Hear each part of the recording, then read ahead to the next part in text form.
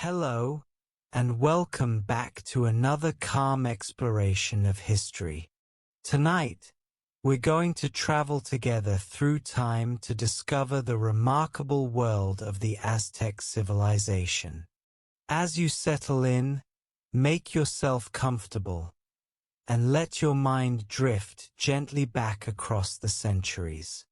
There's no need to memorize anything or stay alert.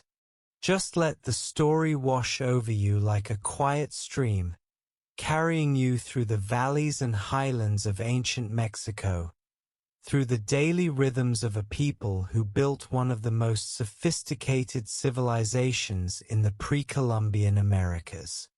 The Aztecs created something extraordinary in the heart of what is now Mexico. They built floating gardens on a lake, constructed towering pyramids that touched the sky, developed a complex calendar system, and created art so beautiful that it still captivates us today. But more than these grand achievements, the Aztecs were people, farmers and merchants, students and teachers, mothers and fathers, all living their lives according to rhythms both earthly and cosmic. Tonight's journey will be a long one, taking us through the full sweep of Aztec history and culture. We'll walk through their capital city, Tenochtitlan, as the morning sun rises over the lake. We'll visit their markets, their schools, their temples. We'll learn about their agricultural innovations, their intricate social structures, their religious beliefs, and the everyday moments that made up Aztec life. So relax, breathe slowly, and let's begin our journey together. The mythical homeland, Aztlan. Every civilization has its origin story, and for the people who would become known as the Aztecs, that story begins in a place shrouded in legend, a homeland called Aztlan. The very name Aztec comes from this mythical place. In the Nahuatl language, which the Aztecs spoke, Aztecatl means people from Aztlan. Though we often use the term Aztec today, the people themselves referred to themselves as the Mexica, and it's this name that would eventually give us the word Mexico. Aztlan, according to Aztec tradition, was an island located in the middle of a lake. Some ancient sources describe it as the place of the white herons, or the place of whiteness. The exact location of Aztlan has been debated for centuries. Was it a real place? If so, where was it? The Aztecs themselves, centuries after leaving this homeland, were unsure. One account tells us that the Emperor Moctezuma I, who ruled in the 1400s, actually sent an expedition to try to find Aztlan. According to legend, they succeeded in locating it, but were unable to provide precise directions or a map that would allow others to follow. Modern scholars have proposed various theories about Aztlan's location. Some believe it might have been in northern Mexico, in regions that are now the states of Zacatecas, San Luis Potosi, or Guanajuato. Others have suggested it could have been much farther north, perhaps as far as what is now Utah in the United States. There's even a small island called Mexcaltitan de Uribe in the Mexican state of Nayarit that some researchers have identified as a possible candidate. This tiny island, no larger than Alcatraz, sits in the middle of a lagoon, matching the descriptions from ancient texts.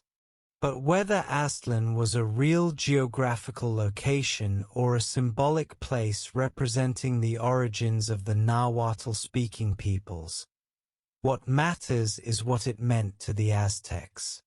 It represented their ancestral home, the place from which their journey began. In their pictorial histories, documents called codices, the Aztecs recorded their departure from Aztlan. According to one ancient manuscript called the Annals de Tlatelolco, the departure from Aztlan occurred on a day with the calendar name 4 Eagle in the year 1 Knife, which corresponds to January 4th, 1065, in our modern calendar. Another scholarly interpretation, based on astronomical events, suggests the migration may have begun on May 24th, 1064. The Aztecs were not alone in this migration. Multiple groups, all speaking variations of the Nahuatl language, traveled together from the north into the Valley of Mexico. These groups included peoples who would later establish important city-states throughout central Mexico. They were part of a larger movement of peoples whom the chroniclers called the Shishimec peoples, a general term for the various groups migrating from the northern regions. The Divine Command and the Great Migration. What prompted this great migration? According to Aztec tradition, it was their patron god, Huitzilopochtli, who commanded them to leave Aztlan and search for a new home. Huitzilopochtli's name can be roughly translated as hummingbird of the south or left-handed hummingbird. He would become the most important deity to the Mexica people, their god of war and the sun, intimately tied to their identity and their destiny. The stories tell us that Huitzilopochtli appeared to the Mexica priests in visions and dreams. He told them to gather their belongings and begin walking southward. He promised them that he would guide them to a new land, a place of abundance and power where they would build a great city.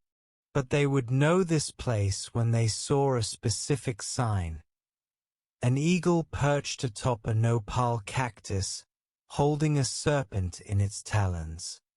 This image would mark the spot where they were to establish their new home. This prophecy would shape the next 2 centuries of Mexico wandering. Imagine, for a moment, what this journey must have been like. Entire families, grandparents, parents, children, infants, gathering their possessions.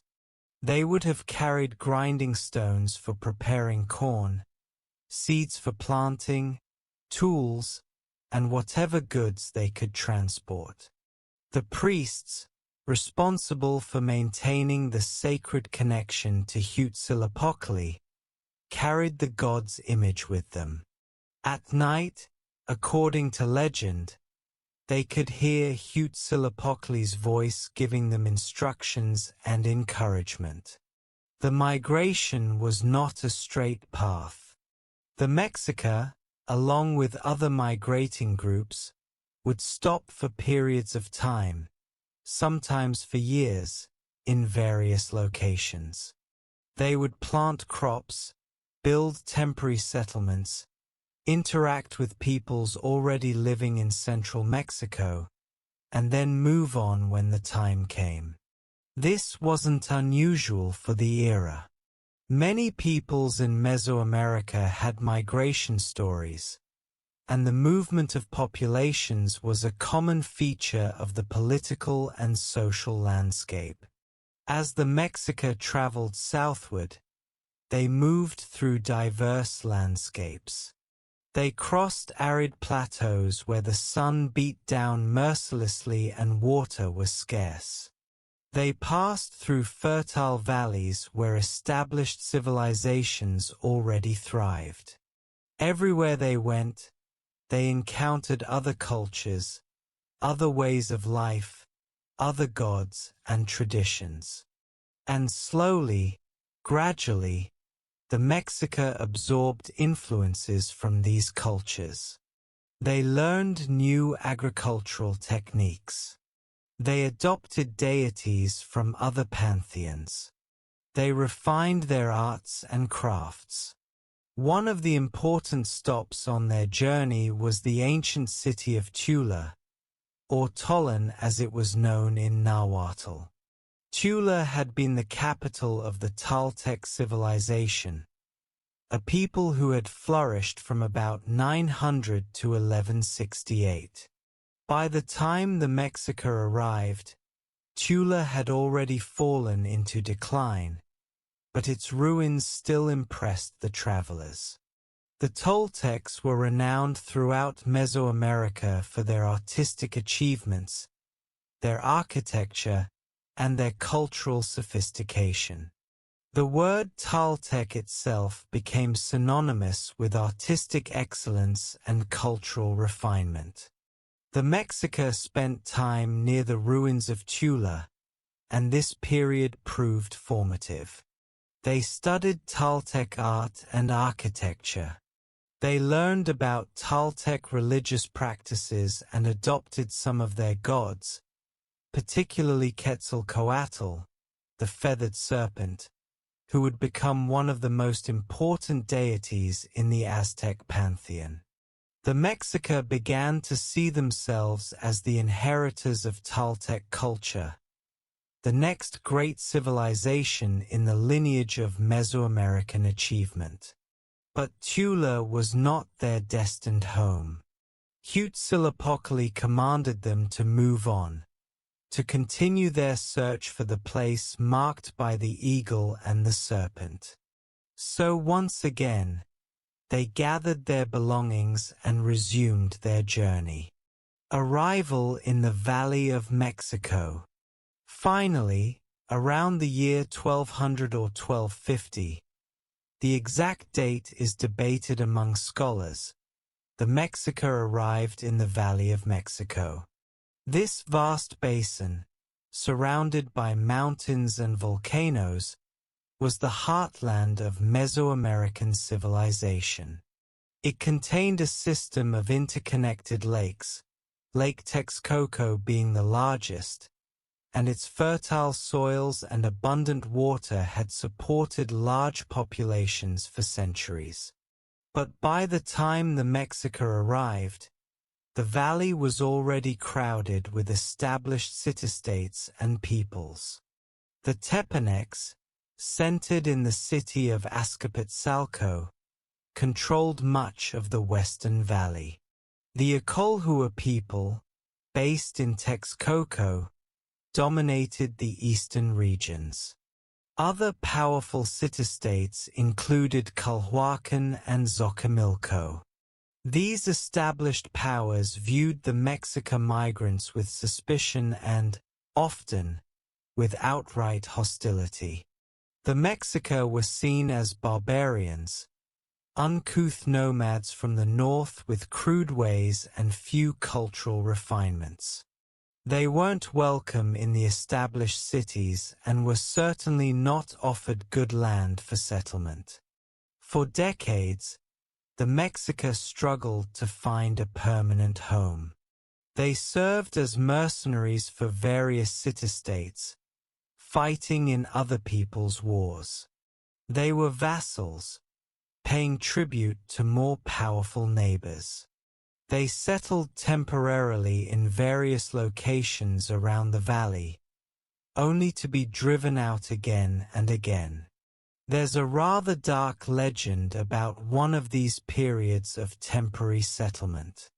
According to the story, the Mexica were allowed to settle in Tizapan, an area with rocky, serpent-infested land that other peoples considered uninhabitable. The Culhua people, who granted them this land, assumed the Mexica wouldn't survive long there. But the Mexica, accustomed to hardship from their long migration, not only survived but thrived. They even ate the serpents, turning a curse into sustenance. Later, According to this legend, the Mexica asked the ruler of Culhuacan for his daughter's hand in marriage to one of their leaders, promising to make her a goddess. The ruler agreed, viewing it as an honor. But when he arrived for the ceremony, he discovered that the Mexica had actually sacrificed his daughter as part of a religious ritual, and a priest was wearing her flayed skin. This incident, whether historically accurate or not, led to the Mexica being violently expelled from Tizapan. It's a reminder that the Mexica of this early period were often viewed by their neighbors as frightening outsiders with disturbing religious practices. It was during these decades of wandering and uncertainty, around the year 1325, that the Mexica finally saw the sign promised by Huitzilopochtli.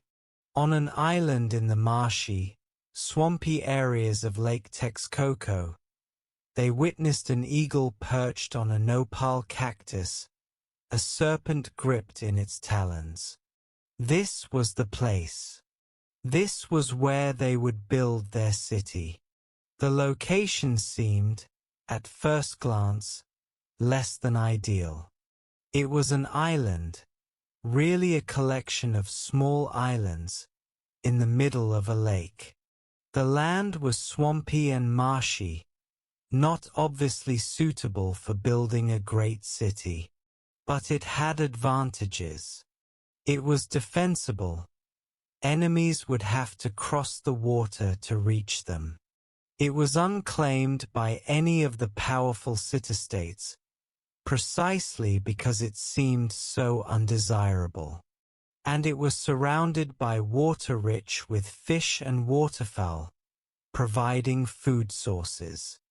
The Mexica set to work with remarkable determination and ingenuity. They began the construction of their city, which they named Tenochtitlan, possibly meaning place of the prickly pear cactus among stones, or perhaps named after a leader called Tenoch. This city, built on a lake island, would grow over the following 2 centuries into one of the largest and most magnificent urban centers in the world. Building a city on water. Creating a major city on a lake island required extraordinary engineering and agricultural innovations. The Mexica, drawing on techniques they'd learned from other Mesoamerican peoples and adding their own innovations, developed systems that allowed Tenochtitlan not just to survive but to flourish. One of their most important innovations was the Chinampa system, often called floating gardens, though this name is somewhat misleading. Chinampas weren't actually floating.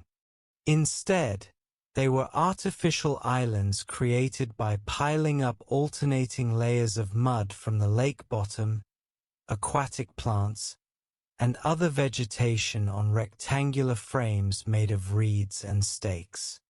These frames were anchored to the shallow lake bed.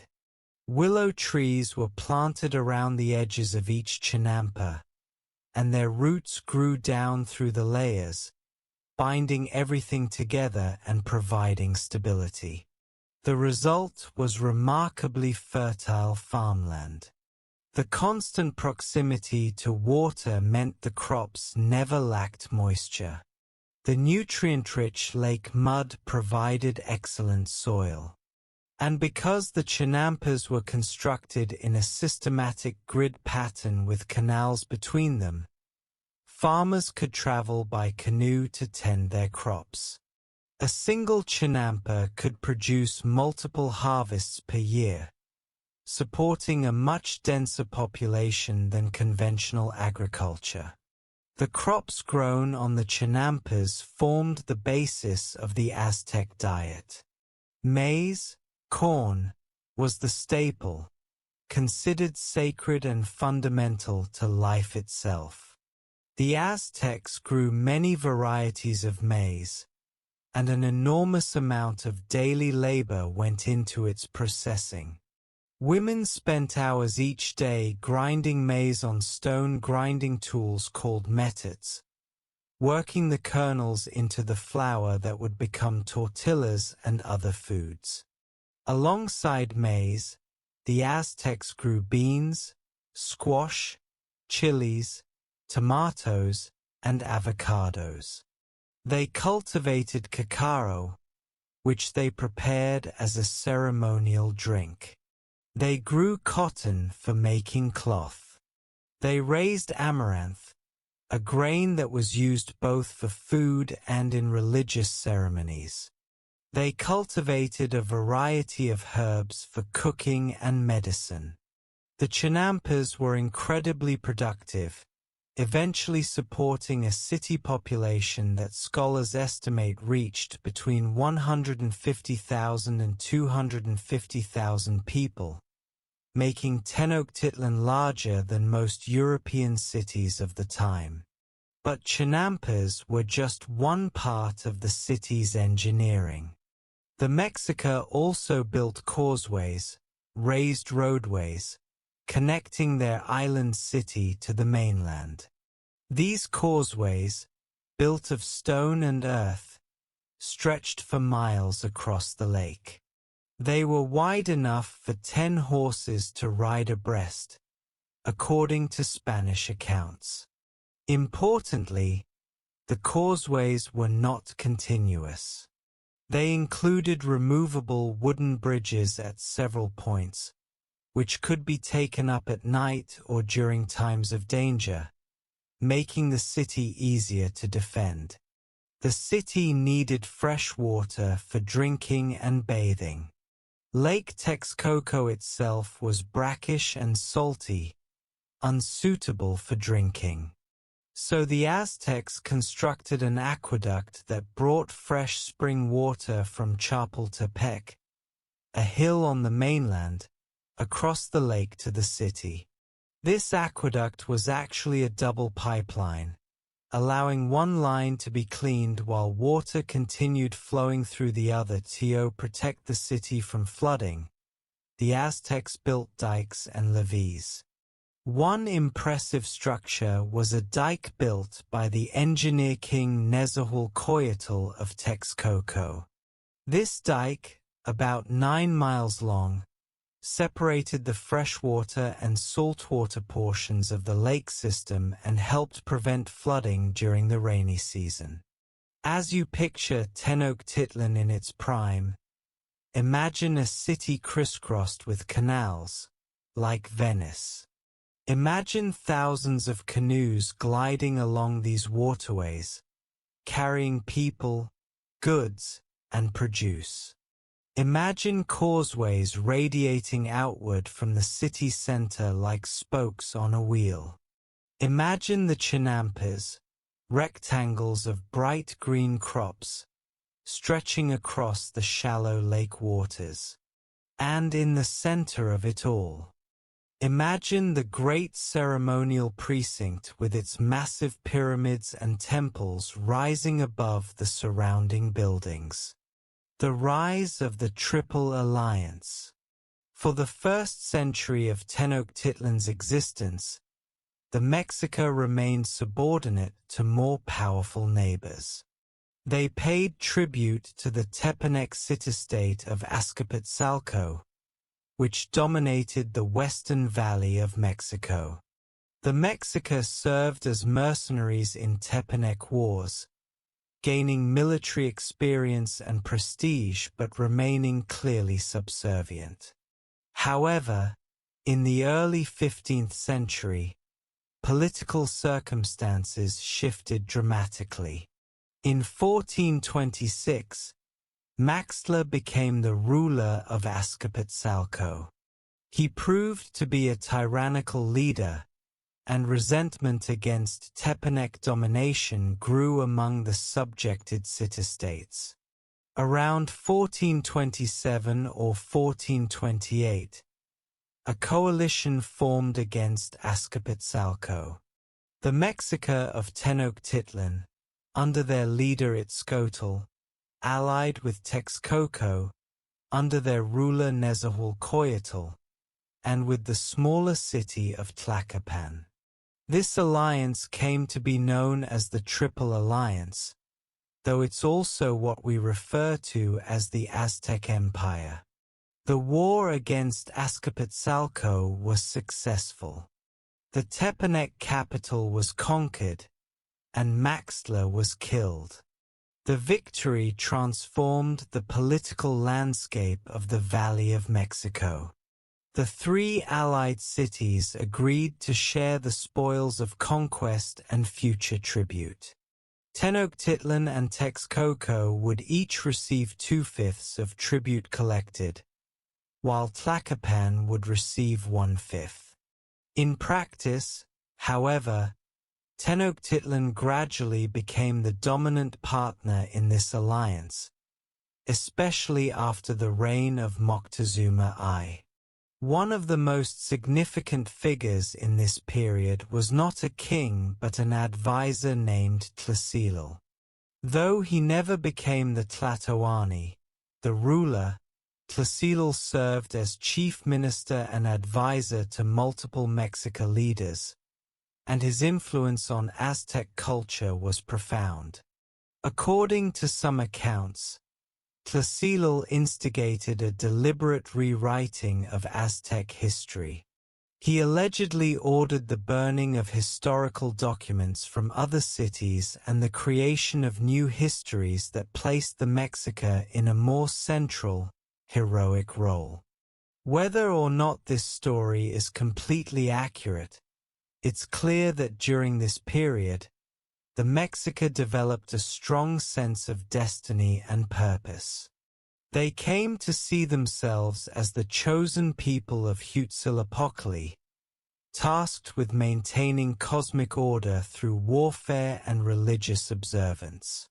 This ideology would drive their expansion and shape their culture for the next century. Under Itzcoatl and his successors, the Aztec Empire expanded rapidly. Moctezuma I, who ruled from 1440 to 1469, was a particularly effective military leader.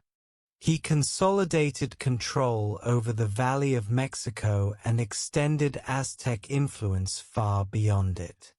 By the time of his death, the empire stretched from the Valley of Mexico to the Gulf Coast and far to the south.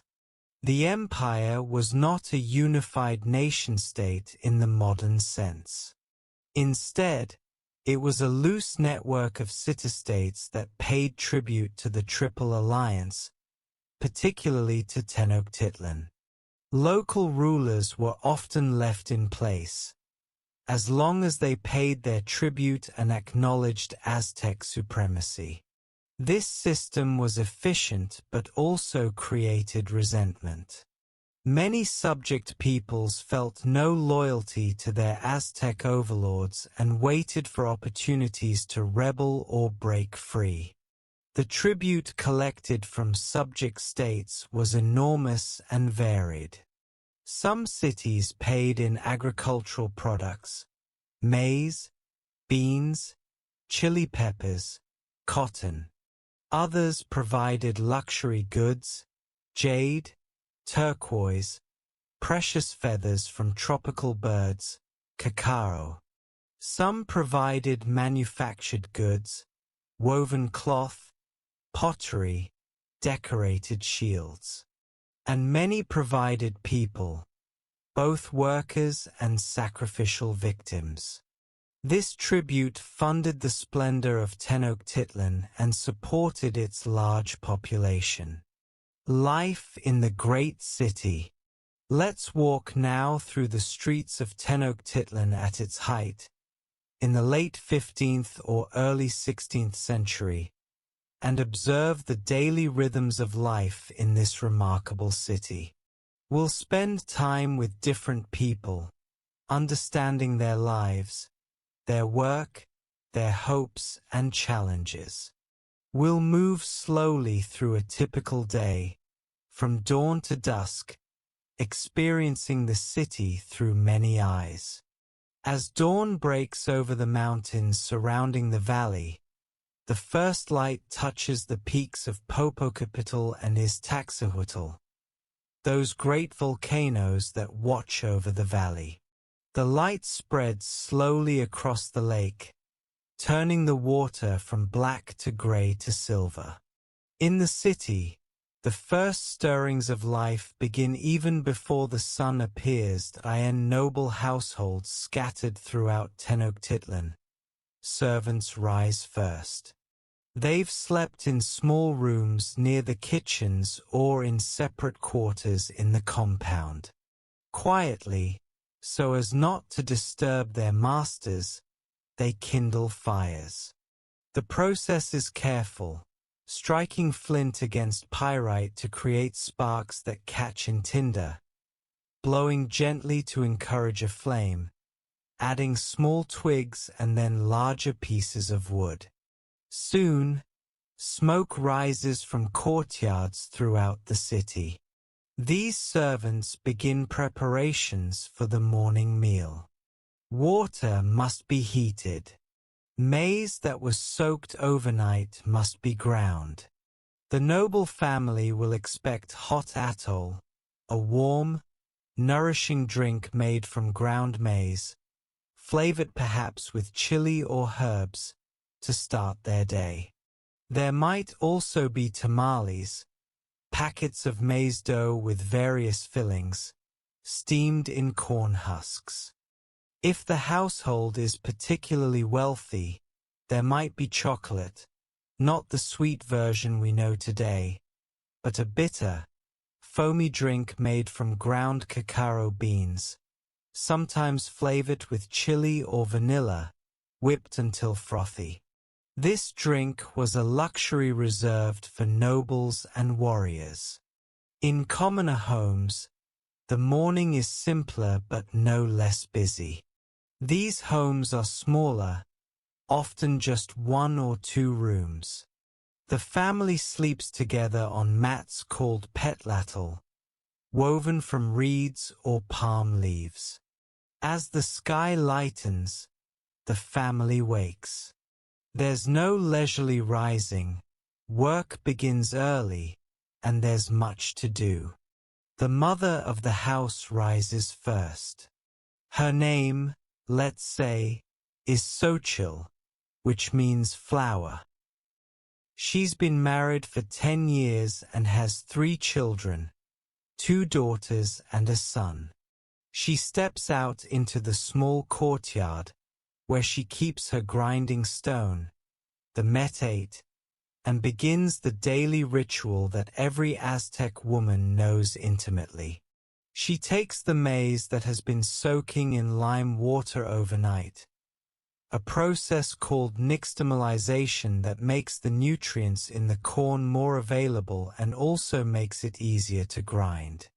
She places several kernels on the metate's sloping surface and uses the mano, a cylindrical grinding stone, to crush them. Forward and back, applying pressure, working the kernels into paste. This rhythmic grinding produces a sound that, multiplied across thousands of households, becomes part of the city's morning music. Grinding maize is hard work. It takes strength in the arms and shoulders, and it takes time. To grind enough maize for a family's daily tortillas might take 2 hours or more. Xochitl's arms are strong from years of this work, and she can work steadily while her mind wanders, thinking about the tasks of the day, about whether the market will have good chilies today, about her eldest daughter who will soon be old enough to attend the girls' school. Her husband, Chimali, whose name means shield, wakes and performs his own morning ritual. He steps outside to relieve himself. Waste will be collected later and taken to the chinampas as fertilizer. Nothing is wasted. He splashes his face with water from a large ceramic jar. He says a brief prayer to the rising sun, acknowledging Tanisha, the sun god, thanking him for returning once again. Chimali is a farmer who tends a section of Chinampa assigned to his Kalpuli. His father was a farmer before him, and his son will learn this work as well. But farming on the Chinampas is not simple labor. It requires deep knowledge and skill. He must know when to plant different crops, how to manage the soil's fertility, how to channel water, how to protect young plants from birds and insects, when to harvest. He must maintain the willow trees that anchor the Chinampa's edges. He must work cooperatively with others who tend neighboring Chinampas, as the water channels and pathways benefit everyone. This morning, Chimali plans to harvest beans from one section of his Chinampa and to plant new maize seedlings in another section. The timing must be right. Plant too early, and a late cold spell might damage the seedlings. Plant too late, and the growing season will be insufficient.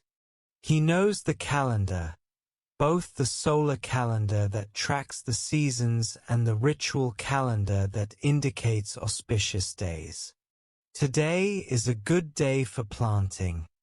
He has checked with the calendar priest at the local temple.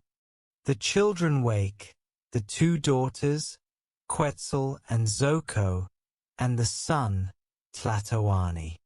The daughters, aged 8 and 10, have morning chores. They must fetch water from the public fountain, carrying ceramic jars on their heads. They must sweep the courtyard and the house. They must help their mother with various tasks. The son, aged 12, will go with his father to the Chinampas to learn and help. In a few years, he'll attend school full-time. But for now, his education comes from working alongside his father, learning by doing. Xochitl shapes the ground maize into thin discs, tortillas, and cooks them on a flat ceramic griddle called a comal placed over the fire. The smell of toasting maize fills the courtyard. She also heats leftover beans from yesterday's evening meal.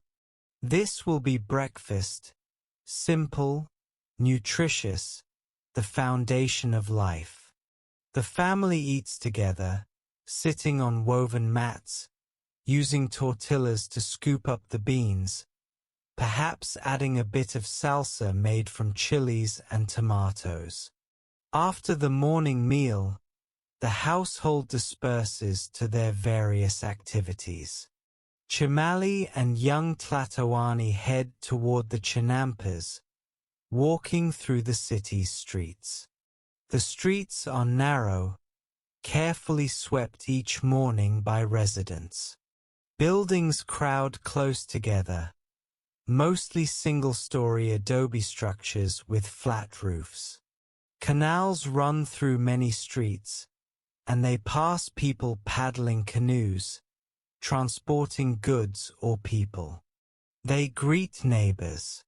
Social courtesy is important in Aztec culture. One must greet others properly, using the appropriate level of politeness based on their social status and relationship. They reach the canal that will take them to their Chinampa. Chimali keeps a small canoe tied at a platform here. Father and son climb in, carefully, as the dugout canoe rocks in the water, and Chimali paddles out into the network of Chinampas. The morning air is cool, and mist still rises from the water in places. They pass other farmers going to their own Chinampas. They pass a canoe loaded with fresh vegetables heading to market. They pass fishermen checking nets. They reach their chinampa, one rectangle of land among hundreds. The willow trees that edge it are healthy, their roots reaching deep into the water and the layers of soil and vegetation. Chimali ties the canoe and they step onto the chinampa. The soil is rich and dark, slightly moist from the water all around. Chimali shows his son which bean plants are ready to harvest. You can tell by the color and feel of the pods. They work together, picking carefully, filling woven baskets. Some of these beans will feed the family. The rest will be taken to market, traded for other goods the family needs, perhaps cloth, or salt, or clay pots, or obsidian blades for cutting. After harvesting, Chimali prepares a section for new plantings. He loosens the soil with a wooden digging stick. He adds aged compost from the edge of the chinampa where organic matter has been collecting. He creates small mounds, and in each mound he plants several maize kernels that have been carefully saved from the best ears of last season's harvest. Around the base of each mound, he'll plant bean seeds. The beans will climb the maize stalks as they grow, and the beans will also add nitrogen to the soil, helping the maize grow stronger. This companion planting is an ancient technique, passed down through generations. Young Tlatoani watches and helps, learning. His father explains why each step is done this way. The boy asks questions. Why do we plant beans with maize? Why do we plant now instead of earlier? Why do we use these seeds and not others? Chimali answers patiently. This is education, the passing of vital knowledge from one generation to the next. Someday, Tlatoani will have his own section of chinampa, and he'll teach his own son these same techniques. Meanwhile, back in the home, Xochitl and her daughters work on weaving. Xochitl has a backstrap loom set up in the courtyard. This loom is simple but effective. One end is tied to a post or tree. The other end is attached to a strap that goes around Xochitl's waist. By leaning back, she creates tension on the threads, allowing her to weave. The threads are cotton, traded from the warmer regions to the south where cotton grows. Xochitl is weaving a length of cloth that will become a simple huipil, a tunic, for her elder daughter. The work is rhythmic, selecting the correct colored thread, passing it through the warp threads, beating it down to create a tight weave. It's work that requires attention but allows for conversation. Her daughters sit nearby, practicing their own weaving on small practice looms. The younger one is still learning the basic movements. Her weaving is loose and uneven. The elder one is becoming skilled. Her cloth is tight and regular. They'll spend many hours practicing because weaving is one of the most important skills a woman can have. A woman who can't weave is a poor prospect for marriage. A woman who weaves beautifully can bring honor to her family. As they work, Xochitl teaches her daughters other lessons. She recites traditional sayings from the Huhuetlatoli, the words of the elders. My precious daughter, my jade, my Quetzal feather, you have come to life, you have been born. Our Lord, the giver of life, has sent you. You have come to Earth where your relatives live, where there is exhaustion and pain. In this world cold and wind prevail, as well as suffering. These are not easy words, not gentle words, but they prepare children for the realities of life. Life is hard. One must be strong. One must work diligently. One must be humble and obedient. These values are emphasized again and again. But there's also love in the teaching. Xochitl speaks gently to her daughters. She praises good work. When the younger girl's weaving goes wrong and she becomes frustrated, close to tears, Xochitl comforts her. Don't worry, little one.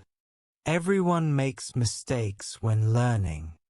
Your grandmother made mistakes when she was learning, and I made mistakes, and now look, we can weave beautiful cloth.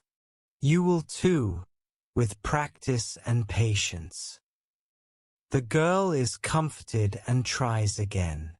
Let's visit now another household, this one belonging to a family of artisans. The father, Tezozomok, is a featherworker, an Amanteca. His home is somewhat larger than Chamali's, because his trade has brought some prosperity. The house has 2 rooms and a larger courtyard. His workshop is in a separate structure in the courtyard, where he keeps his precious materials and tools. Tezozomok's morning begins like others, with prayers, with breakfast. But then he goes to his workshop, entering a space that's organized with meticulous care. Along one wall are storage boxes containing feathers. Each box is labeled with glyphs indicating what it contains. In one box are the brilliant green plumes of the quetzal, each feather more valuable than gold. These must be handled with extreme care. They're fragile, irreplaceable. In another box are parrot feathers in reds and yellows. Another contains the blue-green feathers of the cotinga. Another has the iridescent hummingbird feathers, tiny but brilliant. There are duck feathers, eagle feathers, turkey feathers. Each type has its uses. Tezozomok is currently working on a commission from a noble family. Their son has recently distinguished himself in battle, capturing 3 enemy warriors. To honor this achievement, the family has commissioned a feathered shield. This shield will display their family's symbol, a jaguar, in intricate featherwork. The work has taken weeks already and will take weeks more. The base of the shield is a circle of woven reeds, strengthened with leather. Onto this base, Tezozomok is gluing feathers in careful patterns. He uses a natural adhesive made from orchid bulbs mixed with other plant materials. He works with obsidian blades that are sharper than modern surgical scalpels, cutting and shaping each feather to fit perfectly into the overall design. The jaguar is beginning to emerge, its spotted coat rendered in feathers of different colors. The eyes will be particularly challenging, requiring tiny feathers positioned just right to create the impression of intensity and life. Tezozomok has been training for this work since childhood. His father was a featherworker, and his grandfather before him. He started as a small boy, sorting feathers, learning to identify different species. As he grew, he learned more complex tasks: how to prepare feathers, how to cut them, how to glue them. He practiced on simple projects. Only after years of training was he allowed to work on commissions for nobles. Even now, decades into his career, each major project fills him with both pride and nervousness. A mistake could ruin weeks of work. A mistake could dishonor his family's reputation. So he works slowly, carefully, with total concentration. His son, training beside him, watches the work with fascination.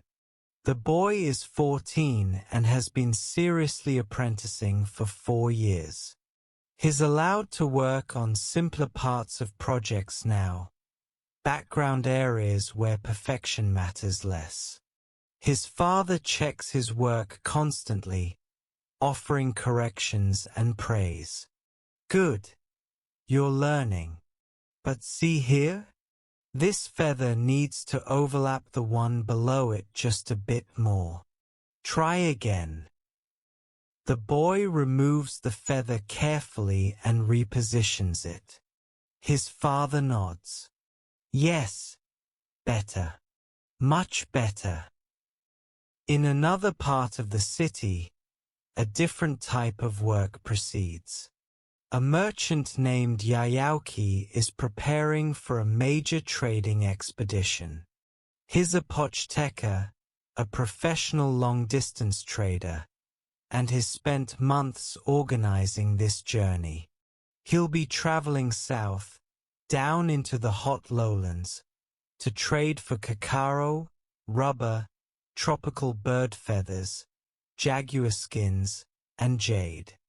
The journey will take several weeks each way and will pass through territories that are sometimes hostile. Yayauki's house is larger than most commoner homes, but not as large as noble homes. He has several rooms, including storage rooms for the goods he trades. This morning, he's in one of these storage rooms, taking inventory. He has cotton mantles, lengths of woven cloth that serve both as clothing and as currency. He has obsidian blades, highly valued in regions that lack good sources of volcanic glass. He has copper bells and copper tools. Metal is relatively rare in Mesoamerica, making these items valuable. He has salt, essential for preserving food and for health, carefully wrapped in packages. He has dyed cochineal, a brilliant red dye made from crushed insects that grow on cactus pads, highly prized for coloring cloth. All of these goods must be carefully packed for the journey. The traders will travel on foot, as there are no beasts of burden in Mesoamerica. Professional porters, called tleme, will carry the goods on their backs, using wooden frames to distribute the weight. A good porter can carry loads of 50 pounds or more for many miles. But still, the goods must be packed efficiently, protected from rain and damage. Yayauki is not traveling alone. Pochteca traveled in caravans for safety. There will be 20 traders in this group, each with their own goods and porters. They'll also have several trained warriors accompanying them, hired for protection. The roads through the mountains and lowlands can be dangerous. There are bandits, and there are always risks when passing through territories of people who might be hostile to Aztec traders. As Yayauki works, his wife helps him. She's checking the list of goods against the actual inventory, making sure nothing has been forgotten. She's also preparing food for the journey: dried maize cakes, dried meat, dried fruit. The traders will purchase fresh food in the towns they pass through, but they need provisions for stretches where they are between settlements. Yayauki's wife worries about these journeys. They can be dangerous, and he'll be gone for months. But she's proud of him too. Successful traders bring wealth to their families. They see distant places and learn about different peoples. They perform a vital service for the empire, bringing back goods that can't be obtained locally. And they often serve as informal spies and diplomats, gathering information about conditions in distant regions, information that's valuable to the government.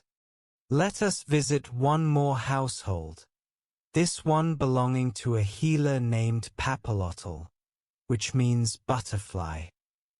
She's a middle-aged woman, widowed 5 years ago, now living with her adult daughter and the daughter's family. Papalotl is a Tisitl, a traditional healer and herbalist. People come to her with various ailments, and she treats them using her extensive knowledge of medicinal plants and healing techniques. This morning, an anxious father arrives at her door, carrying his young son. The boy has been having stomach pains and fever for 2 days. Papalotl invites them into her courtyard and examines the boy carefully. She asks questions. What has he eaten? Has he been near anyone else who is sick? Where exactly does it hurt? She gently presses his abdomen, noting where he winces. She checks his eyes, his tongue, his skin temperature. She smells his breath. Based on her examination, she believes the boy has eaten something bad, perhaps contaminated food or water. She goes to her storage area, a small room where she keeps hundreds of dried plants, each carefully labeled and organized. She knows each plant's properties, which ones soothe stomach pain, which ones reduce fever, which ones fight infection. She selects several, perhaps some dried episode, which helps with intestinal problems, some dried chamomile for calming, some willow bark for reducing fever. She'll prepare a tea from these plants for the boy to drink several times a day. She also gives the father advice: keep the boy warm, give him only simple foods for several days, no heavy meals. Make sure he drinks plenty of water, but boil it first. Come back in 3 days so she can check on him. If the fever gets worse or if he develops new symptoms, come back immediately. The father thanks her profusely and offers payment, a small basket of fresh vegetables from his chinampa. Papalotl accepts gratefully. Healers don't usually charge fixed fees. Instead, patients give what they can afford. As the morning progresses into midday, the city becomes fully awake and active. The streets are busy with people going about their business. Canoes crowd the waterways, so many that traffic jams form at busy intersections. The sound of the city is a complex symphony, voices calling out, the splash of paddles in water, the grinding of stone on stone from countless methods, the barking of dogs, the calls of water birds, children laughing and playing, the rhythmic sounds of craftspeople at work. The markets are filling with people and goods. Let's visit the great market at Tlatelolco, the sister city that's been absorbed into Tenochtitlan but retains its own identity and its magnificent marketplace. The market at Tlatelolco is enormous. It covers several acres, and on major market days, which occur every 5 days. As many as 60,000 people might pass through. The market is organized with remarkable precision. Each type of good has its assigned section, making it easy for buyers to find what they need and for market inspectors to oversee fair trading. Let's enter the market and walk through its sections, observing what's for sale and how people interact. The first section we encounter might be the vegetable and fruit area. Here, vendors sit or squat behind carefully arranged displays of produce.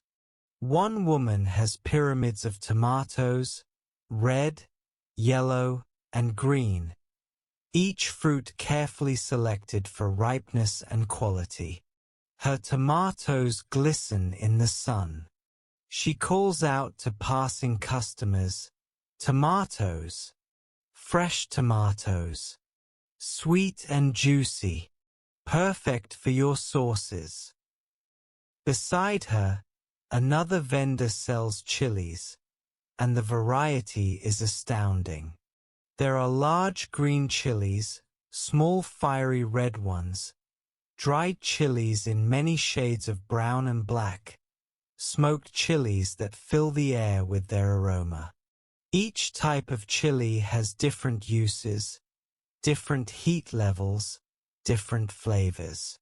Another vendor sells squashes, summer squash, winter squash, and the squash flowers that are delicacies when cooked.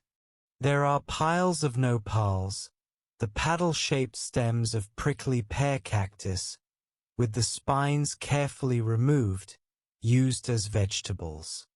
There are fresh corn ears, beans still in their pods, avocados ranging from firm to perfectly ripe, chayote squash, jicama roots, sweet potatoes, amaranth greens, and herbs of all kinds, epazote, cilantro, and various medicinal plants.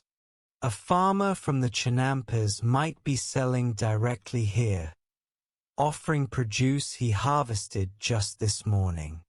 The vegetables are so fresh they still have morning dew on them. He explains to a customer that these tomatoes were picked at dawn, before the sun could warm them, keeping them firm. Another vendor, perhaps a woman from a village outside the city, has traveled by canoe for hours to bring mushrooms gathered in the forests on the mountainsides. Both regular mushrooms and the special ones used in religious ceremonies, though those are sold discreetly to those who know to ask. Move to another section, and we find the meat sellers. Here the air smells different, of blood and flesh, not unpleasant but distinctively meaty. Turkeys are sold here, some live in cages, others already killed and plucked. The Aztecs domesticated turkeys long ago, and they're a staple source of meat. There are rabbits, both wild-caught and farmed. There are various game birds, ducks, geese, quail, some still with their bright plumage. There are deer, when available, brought by hunters from the mountains. More unusual meats include iguana, armadillo, and various reptiles. There are even small hairless dogs called Xoloitzcuintli, which are raised specifically for food. To modern sensibilities this might seem shocking, but in a world without cattle, pigs, or sheep, the Aztecs raised these dogs as a source of meat protein, and they were considered a delicacy for special occasions. The fish section is nearby, and here the variety reflects the richness of the lake ecosystem. There are whitefish, various species of small fish caught in nets, fish eggs gathered from reeds, water insect larvae and pupae that are dried and eaten like nuts, and various water birds. Frogs and salamanders are also sold. Everything that comes from the lake can be sold here. Fishermen who spent the night checking their nets now sell their catch. The fish still fresh and cold from the lake water. In the pottery section, the variety is equally impressive. There are enormous water jars, taller than a child, used for storing water in households. There are cooking pots in every size, griddles for making tortillas, serving bowls in plain and decorated versions, ceramic braziers for holding coals, incense burners with elaborate mold decorations, pitchers with narrow necks for pouring, plates, cups, vases for flowers. Some pottery is simple, meant for everyday use. Other pieces are painted with geometric designs or images of gods, intended for ceremonial use or for wealthy households that can afford decorated wares. The potters themselves might be present, ready to discuss their wares. A customer examining a large cooking pot might ask, "Will this one crack over the fire?" The potter, confident in his work, replies, "Never. I mixed the clay properly, fired it at the right temperature. This pot will serve your family for years." He might point out the pot's features: the thick bottom that distributes heat evenly, the handles positioned for easy lifting even when full, the slightly flared rim that makes pouring easier. Move to the textile section, and you enter a world of color and texture. Cotton cloth is displayed in bolts and lengths. Plain cotton in natural white and ivory. Cotton dyed in various colors: blues from indigo, reds from cochineal, yellows from certain tree barks, purples from various sources. Some cloth has been tie-dyed, creating patterns. Some has been painted with designs. Some has elaborate embroidery, and the embroidered pieces are expensive, reflecting the hours of skilled work required to create them. There's also maguey fiber cloth, coarser than cotton but durable and less expensive, worn by common people for everyday clothing. There are woven mats for sleeping and sitting. There are ropes in various thicknesses, essential for construction, for tying loads, for countless uses. There are finished garments, simple tunics and loincloths for men, skirts and huipils for women. A customer might bargain with a cloth seller. "This piece has a flaw here," pointing to a barely noticeable thin spot. The seller examines it. "That's not a flaw, that's part of the pattern. But if you're concerned, I can adjust the price slightly." The negotiation continues, friendly but serious. In the luxury goods sections, the atmosphere changes subtly. Here the buyers are more likely to be nobles or wealthy merchants, and the goods are extraordinary. The featherwork section displays capes covered in brilliant plumage, headdresses that seem to capture living birds, fans decorated with hummingbird iridescence, shields showing intricate designs in feathers. Each piece represents months or years of work by master artisans. The prices are correspondingly high. A single fine feathered cape might cost hundreds of cacao beans or several precious quoktli, cotton cloaks that serve as higher value currency. The goldsmith section displays jewelry and ornaments, ear spools, nose plugs, lip plugs, worn by nobles as marks of status, necklaces, bracelets, rings. Some pieces are solid gold. Others combine gold with jade or turquoise. The metalwork is intricate. Tiny gold bells that ring with different tones. Pendants shaped like gods or animals. Beads so small you wonder how human hands fashioned them. The techniques include casting, hammering, inlay, and filigree.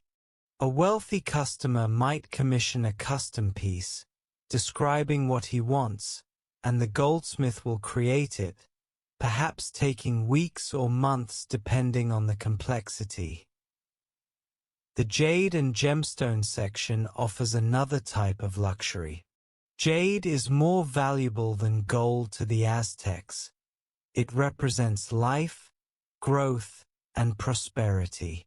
The green stone comes from distant sources to the south, making it rare and precious. Here you can see jade beads, pendants, ear spools, inlaid pieces. There's also turquoise from the northern deserts, obsidian in various colors. Particularly prized is the red-brown obsidian from certain sources, and other semi-precious stones. The lapidary work is extraordinary. Pieces ground and polished to smoothness, carved with minute detail, shaped into forms that enhance the stone's natural beauty. Cacao has its own section, as it's both a food and a currency. Cacao beans grow only in hot, humid climates to the south and must be imported. The beans are displayed in large baskets or bags, and vendors might offer samples. Ground cacao mixed with water and whipped to create the foamy chocolate drink. The quality of cacao varies, and experienced buyers can judge it by appearance and taste. Premium beans are large, uniform, and fresh. Lower quality might include broken beans, beans mixed with similar-looking seeds, or older beans that have lost their flavor. Market inspectors patrol the cacao section carefully, as counterfeiting cacao currency is tempting and must be prevented. The merchant explains to a customer, "These beans are from the Zoconochco region, the best cacao in all the lands. See the color? Rich and dark. Smell them, fresh, with that distinctive aroma. These aren't last year's beans mixed with inferior grades. These arrived just last month, carried by trusted traders." The customer, experienced himself, examines the beans carefully, takes a few between his fingers to feel their texture, smells them. He nods. They begin negotiating quantity and price. There's a tool and weapon section where obsidian blades are displayed, from tiny blades used for fine cutting to large blade cores from which flakes can be struck to make tools. Obsidian, volcanic glass, can be knapped to create edges sharper than modern surgical scalpels. The Aztecs are masters at working obsidian. There are knives, scrapers, drill bits, saw blades. There are finished weapons, the macuahuitl, that fearsome wooden club edged with obsidian blades, capable of beheading a horse, once horses arrive, with a single stroke. There are atlatl dart points, arrow points, spear points. A weapon maker might demonstrate his craft, showing how he strikes flakes from a core, how he pressure flakes an edge to achieve perfect sharpness.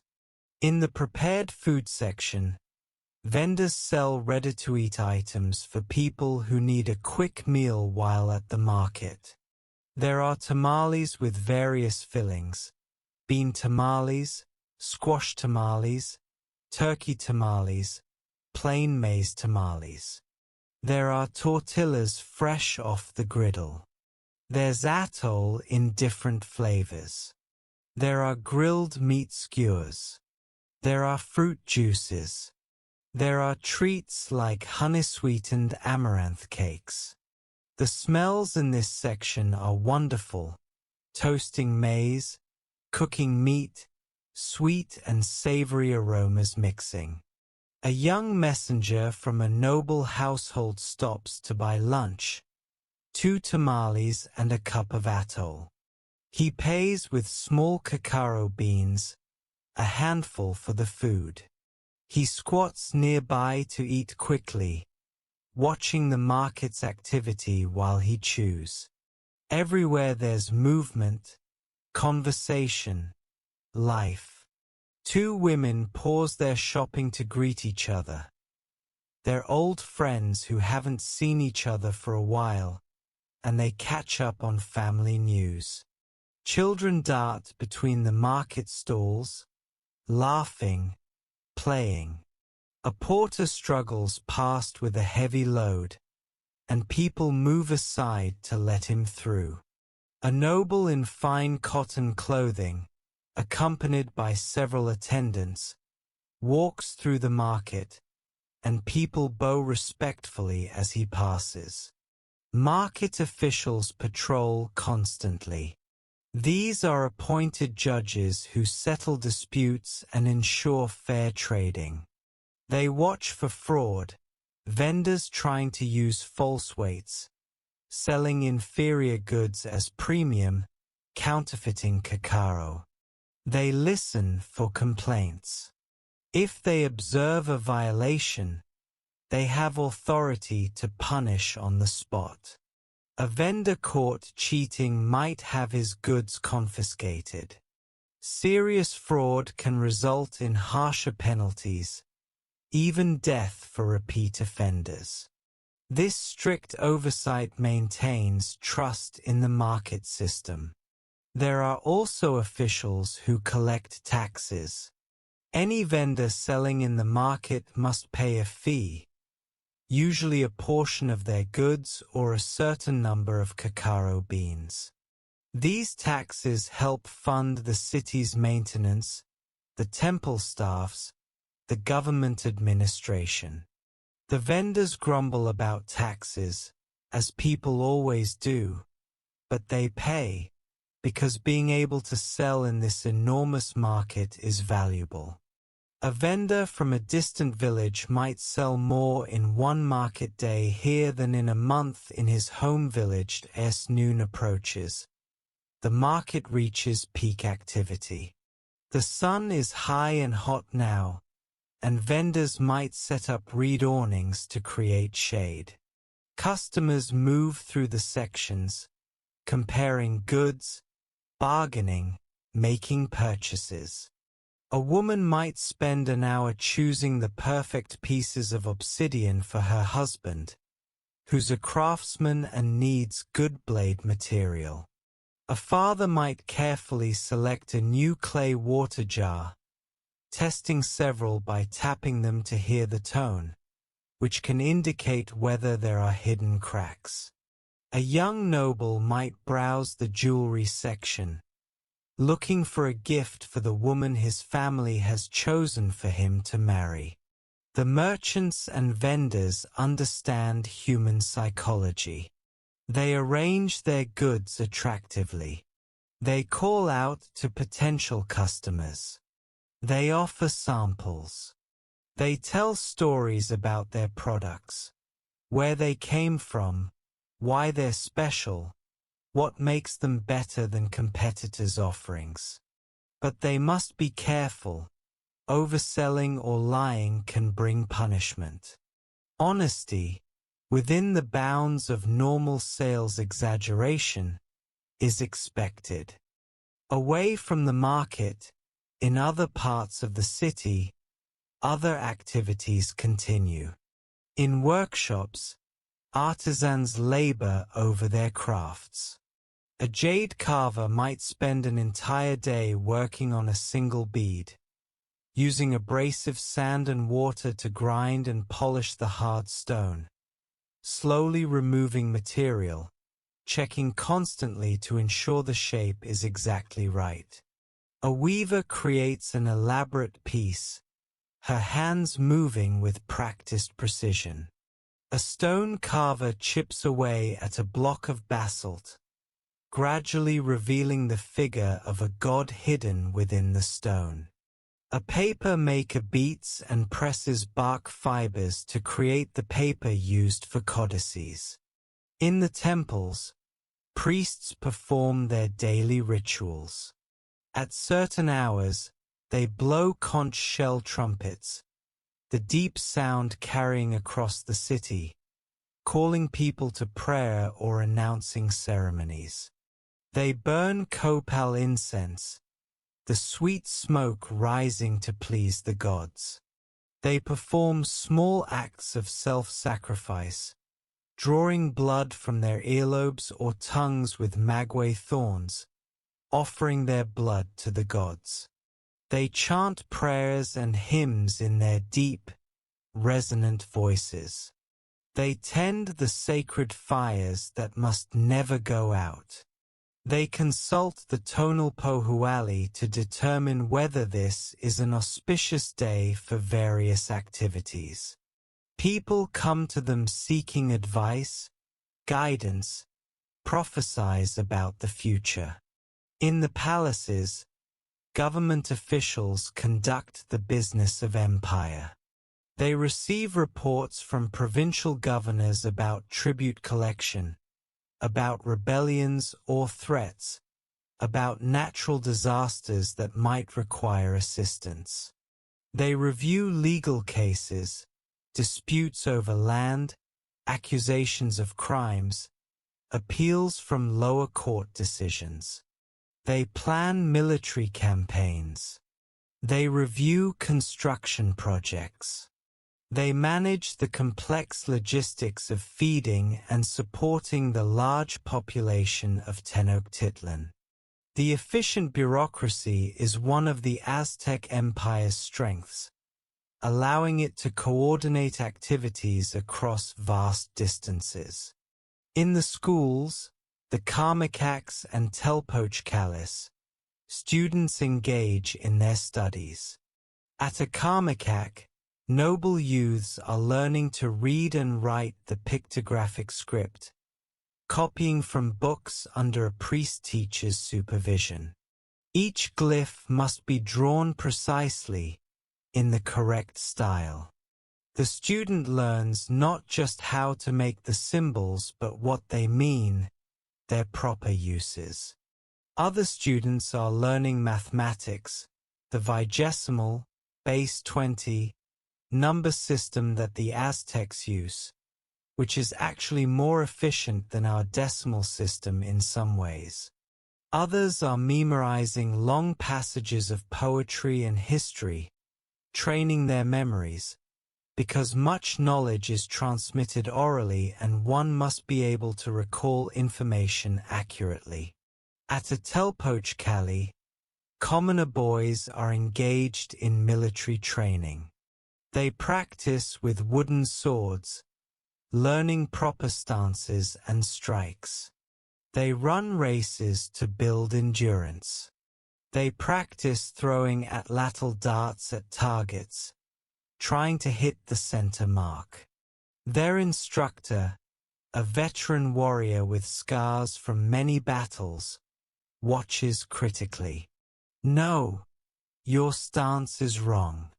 Too much weight on your front foot. You'll lose balance if your opponent pushes. Try again. The boys practice, sweat running down their faces, determined to master these skills that might one day save their lives in battle. In the schools for girls, young women are learning the skills they'll need. They practice weaving on small looms. They grind maize, learning the proper technique to create smooth, fine flour without exhausting themselves unnecessarily. They learn cooking, how to make tortillas that are thin and evenly cooked, how to prepare beans so they're tender but not mushy, how to make mole sauces with the right balance of chilies and spices. They learn about medicinal herbs that every woman should know, what to give a child with a fever, what helps with stomach pain, what stops excessive bleeding. They learn religious rituals they'll need to know to properly maintain household shrines and participate in festivals. As the afternoon wanes, people begin returning to their homes. The market vendors start packing up unsold goods. The streets are busy with traffic, people carrying purchases, porters hauling loads, nobles being carried in litters by servants, farmers returning from their chinampas. The canals are crowded with canoes heading in all directions. In Chimali's household, the family gathers for the evening meal. Chimali and his son have returned from their chinampa work, tired but satisfied with the day's labor. Xochitl and her daughters have completed their weaving work and prepared dinner. They eat together, sitting on mats in the courtyard, sharing simple food, tortillas, beans, a vegetable stew made with squash and chilies, perhaps some fish that Xochitl bought at the market. They talk about their day, sharing experiences. Young Tlatoani tells his sisters about working in the chinampa, about the fish he saw swimming in the canal. The girls tell about their weaving practice, about a funny incident in the neighborhood. Xochitl tells about people she saw at the market, neighborhood gossip that's always interesting. After the meal, as darkness falls, the family continues their activities by the light of the cooking fire and perhaps a small oil lamp. Xochitl might work on mending clothing. Everyone's clothes need constant repair. Chimali might be working on a small project, perhaps repairing a tool or making something the household needs. The children might play quiet games or tell each other stories. As it gets later, they begin preparing for sleep, spreading their reed mats, settling down. Before sleeping, they say prayers to the household gods, thanking them for the day's blessings, asking for protection through the night. In noble households, the evening might include more elaborate activities. There might be entertainment, musicians performing, poets reciting their compositions, dancers demonstrating their skills. Nobles might discuss politics, share news from distant parts of the empire, plan business ventures. But even in these wealthy homes, as the night deepens, activity quiets. Eventually, everyone sleeps, and the great city of Tenochtitlan falls silent except for the calls of night birds over the lake, the occasional bark of a dog, the sound of water lapping against the chinampas. Tomorrow, the cycle will begin again, the grinding of maize, the paddling of canoes, the work in fields and workshops, the busy marketplace, the schools and temples, all the countless activities that keep a great civilization functioning. Children wake and prepare for school. Yes, the Aztecs had universal, compulsory education, one of the few ancient civilizations to do so. Every child, regardless of social class or gender, attended school from around age 15. The wealthy and talented attended schools called Karmakaks, elite institutions run by priests where students learned history, religion, astronomy, mathematics, law, rhetoric, and military arts.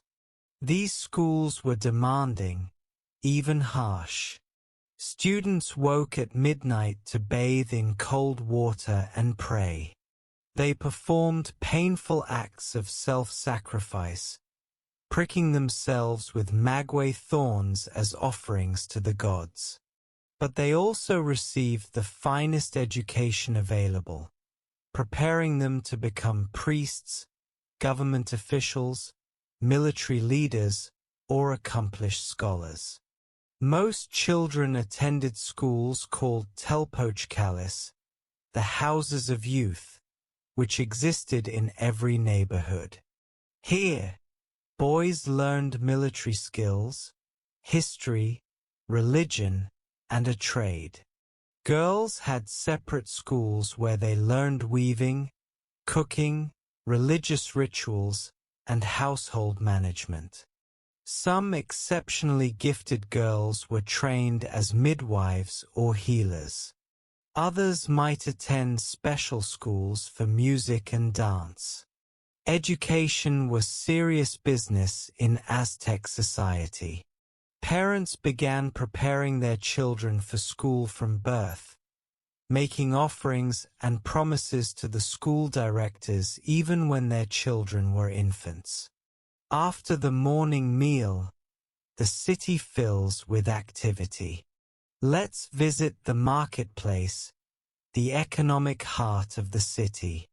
Tenochtitlan had several markets, but the largest was in the sister city of Tlatelolco, which had been conquered by Tenochtitlan but remained an important commercial center. Spanish conquistadors who later visited this market were astounded by its size and organization. Hernan Cortés estimated that 60,000 people visited the market daily. Another Spaniard, Bernal Díaz del Castillo, said it was twice the size of the market in Salamanca, one of Spain's largest cities. The market was organized by product type. Walk down one avenue and you'd find vendors selling live animals: turkeys, rabbits, quail, ducks. Turn a corner and you'd be among the vegetable sellers, with pyramids of tomatoes, baskets of chili peppers in every color, bundles of amaranth greens. Another section held vendors selling pottery, water jugs, cooking vessels, ceremonial incense burners, all in various sizes and levels of decoration. In the textile section, you'd find cotton cloth, maguey fiber fabric, and beautifully woven and embroidered cloaks. The luxury goods sections were particularly impressive. Featherworkers sold their elaborate creations, capes, headdresses, and shields made with the brilliant plumage of tropical birds. Goldsmiths and silversmiths displayed jewelry, ornaments, and ritual objects. Lapidaries sold worked jade, turquoise, and obsidian. Cacao merchants offered the precious beans used both as currency and for making the ceremonial chocolate drink. The Aztecs used a complex economic system. They didn't have metal coins, but they did have standardized currencies. Cacao beans were used for small transactions. Cotton cloaks called quochtli served as a larger unit of currency. Gold dust in transparent quills could be used for significant purchases. And of course, barter was common. Market judges walked through the stalls, settling disputes and ensuring fair dealing. Theft and fraud were serious crimes, punished harshly. The professional merchants, called pochteca, were a special class in Aztec society. They organized long-distance trading expeditions, traveling in armed caravans to distant regions to bring back luxury goods, tropical bird feathers from the south, turquoise from the north, cacao from the hot lowlands. These journeys could take weeks or months and were dangerous. The Pochteca often served as spies for the empire, gathering intelligence about potential conquest targets. They were wealthy and influential, though technically they were commoners rather than nobles. The social structure. Aztec society was highly stratified, organized into clear social classes with distinct rights, responsibilities, and ways of life. At the top sat the Tlatoani, the ruler, who was considered semi-divine. The position was not strictly hereditary in the European sense. When a Tlatoani died, a council of nobles selected his successor from among the deceased ruler's male relatives, his brothers, sons, or nephews. They chose based on ability, experience, and character. This system produced some remarkably capable leaders but occasionally led to succession disputes. The Tlatoani lived in a vast palace complex in the center of Tenochtitlan. Spanish accounts describe this palace as containing hundreds of rooms, multiple courtyards, gardens with exotic plants and animals, an aviary, and an aquarium. The Tlatoani had absolute power in theory, though in practice he relied on a council of advisors and consulted with other nobles on major decisions. He was the supreme military commander, the highest judge, and the intermediary between the people and the gods. Below the Tlatoani were the Pipiltin, the nobility. These were the descendants of early Mexica leaders and accomplished warriors who had been elevated to noble status. The Pipiltin lived in larger houses, often 2 stories, made of stone or adobe with flat roofs. They wore finely woven garments decorated with elaborate embroidery and precious feathers. They could own multiple slaves. They received tribute from the lands and peoples assigned to them. They served as military commanders, judges, provincial governors, and priests. Young nobles attended the Karmakak schools and were expected to demonstrate excellence in all things. The Massahualtin, the commoners, made up the vast majority of the population. These were the farmers, artisans, small merchants, and laborers who kept the empire functioning. Commoners lived in simpler houses, usually single-room dwellings made of adobe brick or, for the poorest, wattle and daub with thatched roofs. They wore simple cotton garments without elaborate decoration. By law, commoners were forbidden from wearing certain luxury items. They couldn't wear cotton clothing that reached below the knee, for example, and they couldn't wear feathers or gold jewelry. Violations of these sumptuary laws could result in death. But within the commoner class, there were significant gradations of wealth and status. A successful artisan, a skilled featherworker, goldsmith, or jade carver might live quite comfortably. A merchant engaged in long-distance trade could become wealthy. A talented warrior who captured enemies in battle could be rewarded with land, rights to tribute, and elevated status. Skilled professions were often hereditary, passed from father to son, with young people serving as apprentices to master craftspeople. Commoners were organized into calpulis, local kinship and neighborhood groups. Each Calpulli had its own land, which it distributed to its members for farming. Each Calpulli had its own temple and schools. The Calpulli leader represented the group's interests to higher authorities and organized collective labor for public works projects. At the bottom of the social hierarchy were the Tlacatin, slaves. But Aztec slavery was quite different from the chattel slavery practiced in other parts of the world. Aztecs typically became slaves through debt, as punishment for serious crimes, or by selling themselves or their children during times of famine.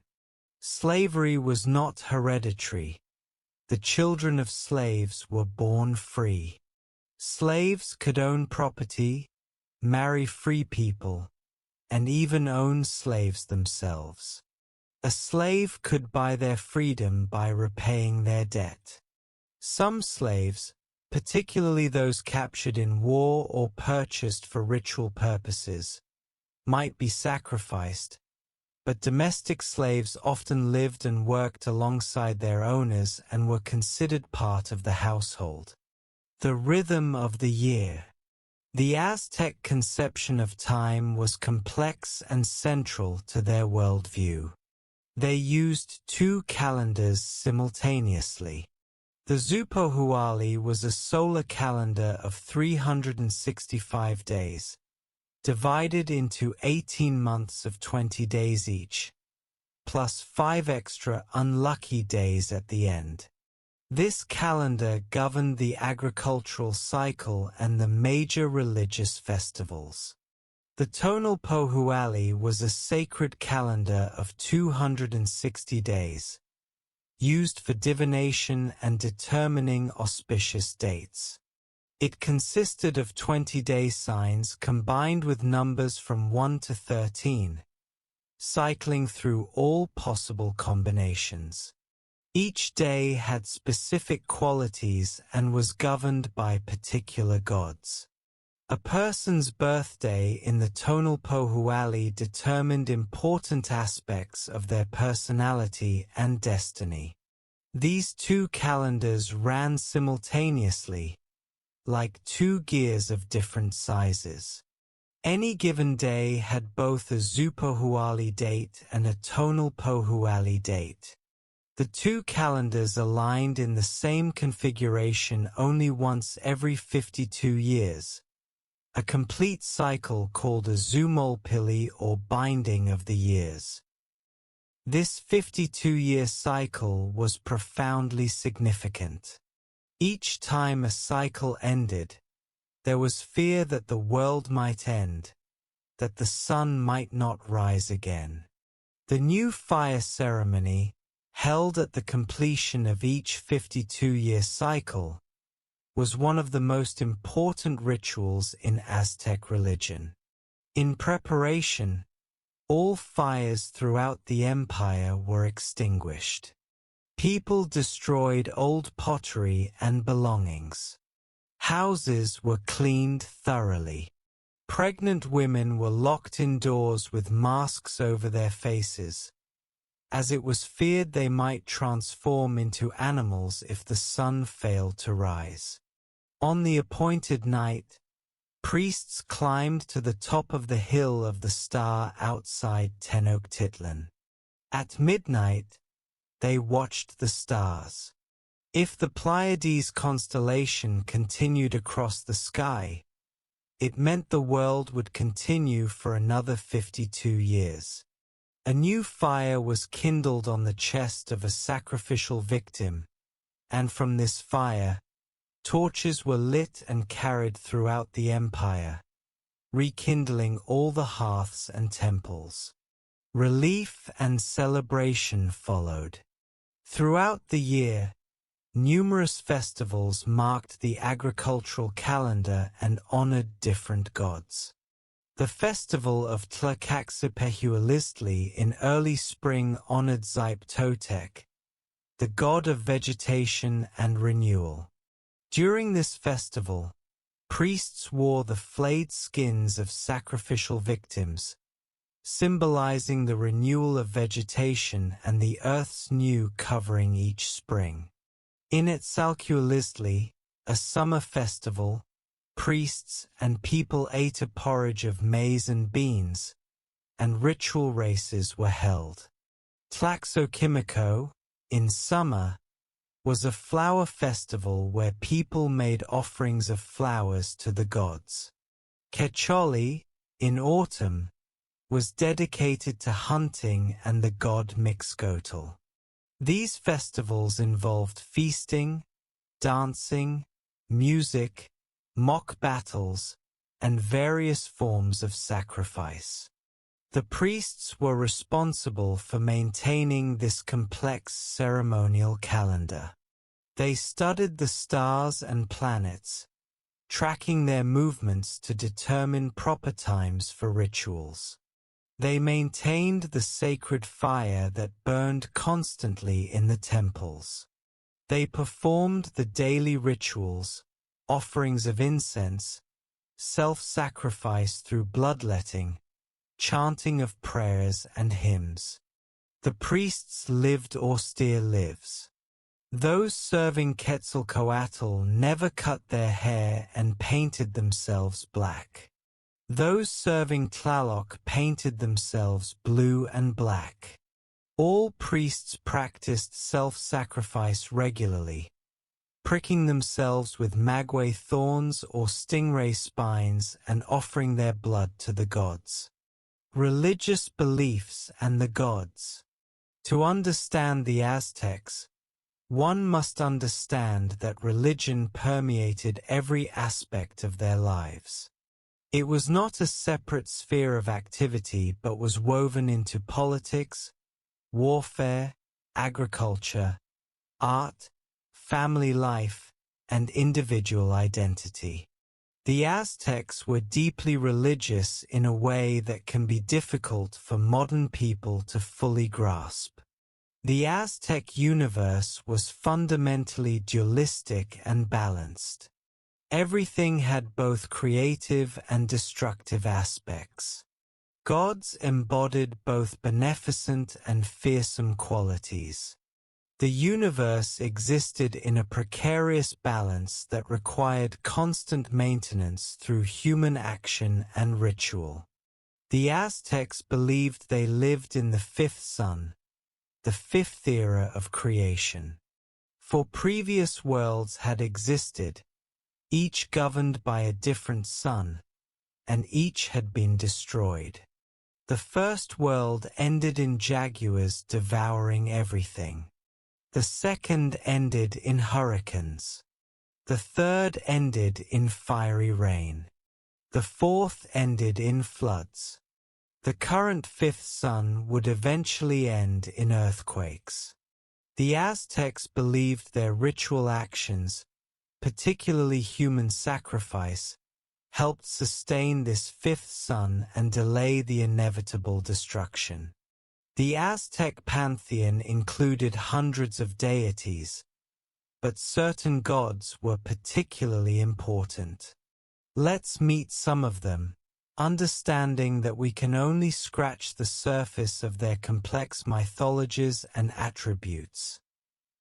Huitzilopochtli, the tribal god of the Mexica, was the god of war and the sun.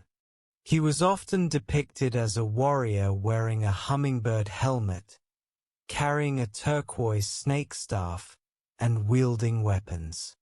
His shrine stood atop the Templo Maya, the Great Pyramid at Tenochtitlan's center. According to myth, Huitzilopochtli was born fully grown and armed when his mother, Coatlicue, was impregnated by a ball of feathers. His siblings, led by his sister Colxauhqui, tried to kill their mother for this mysterious pregnancy. But Huitzilopochtli sprang forth, beheaded his sister, and scattered his siblings across the sky, where they became the stars. This myth was reenacted symbolically in warfare and sacrifice. The Aztecs saw themselves as Huitzilopochtli's chosen people, obligated to provide him with the nourishment of human hearts and blood. Tlaloc was one of the most ancient gods in Mesoamerica, worshipped long before the Aztecs arrived. He was the god of rain, lightning, and fertility. He was typically depicted with goggle-like eyes and jaguar fangs. He lived in Tlalocan, a paradise filled with abundance, where those who died from lightning strikes or drowning went after death. Tlaloc had his own shrine atop the Templo Maya, sharing the Great Pyramid with Huitzilopochtli. This pairing symbolized the dual nature of Aztec life, warfare and agriculture. The dry and rainy seasons. Tlaloc's consort, Calciutlicu, was the goddess of rivers, lakes, and streams. She was associated with fertility, purity, and childbirth. Together, these water deities were essential to agricultural success, and honoring them properly meant the difference between abundance and famine. Quetzalcoatl, the feathered serpent, was perhaps the most complex deity in the Aztec pantheon. He was associated with wind, Venus, the dawn, merchants, arts, and knowledge. He was considered the inventor of the calendar and books. He was the patron of the Karmakak schools and of priests. According to one important myth, Quetzalcoatl descended to the underworld, Mictlan, and retrieved the bones of previous generations of humans. He mixed these bones with his own blood to create the current race of humans. He taught people agriculture, arts, and civilization. Quetzalcoatl was often portrayed as opposing human sacrifice, preferring offerings of flowers, incense, and butterflies.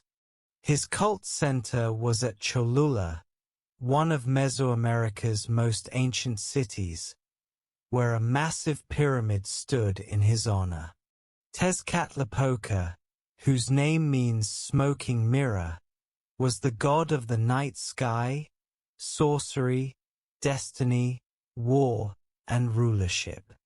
He was often shown with a smoking obsidian mirror in place of one of his feet. He could see everything reflected in this mirror, knowing all human thoughts and actions.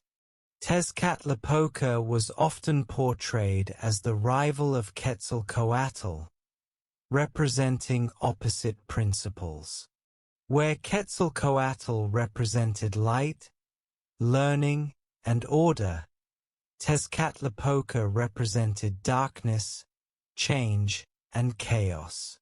Yet both were necessary for cosmic balance.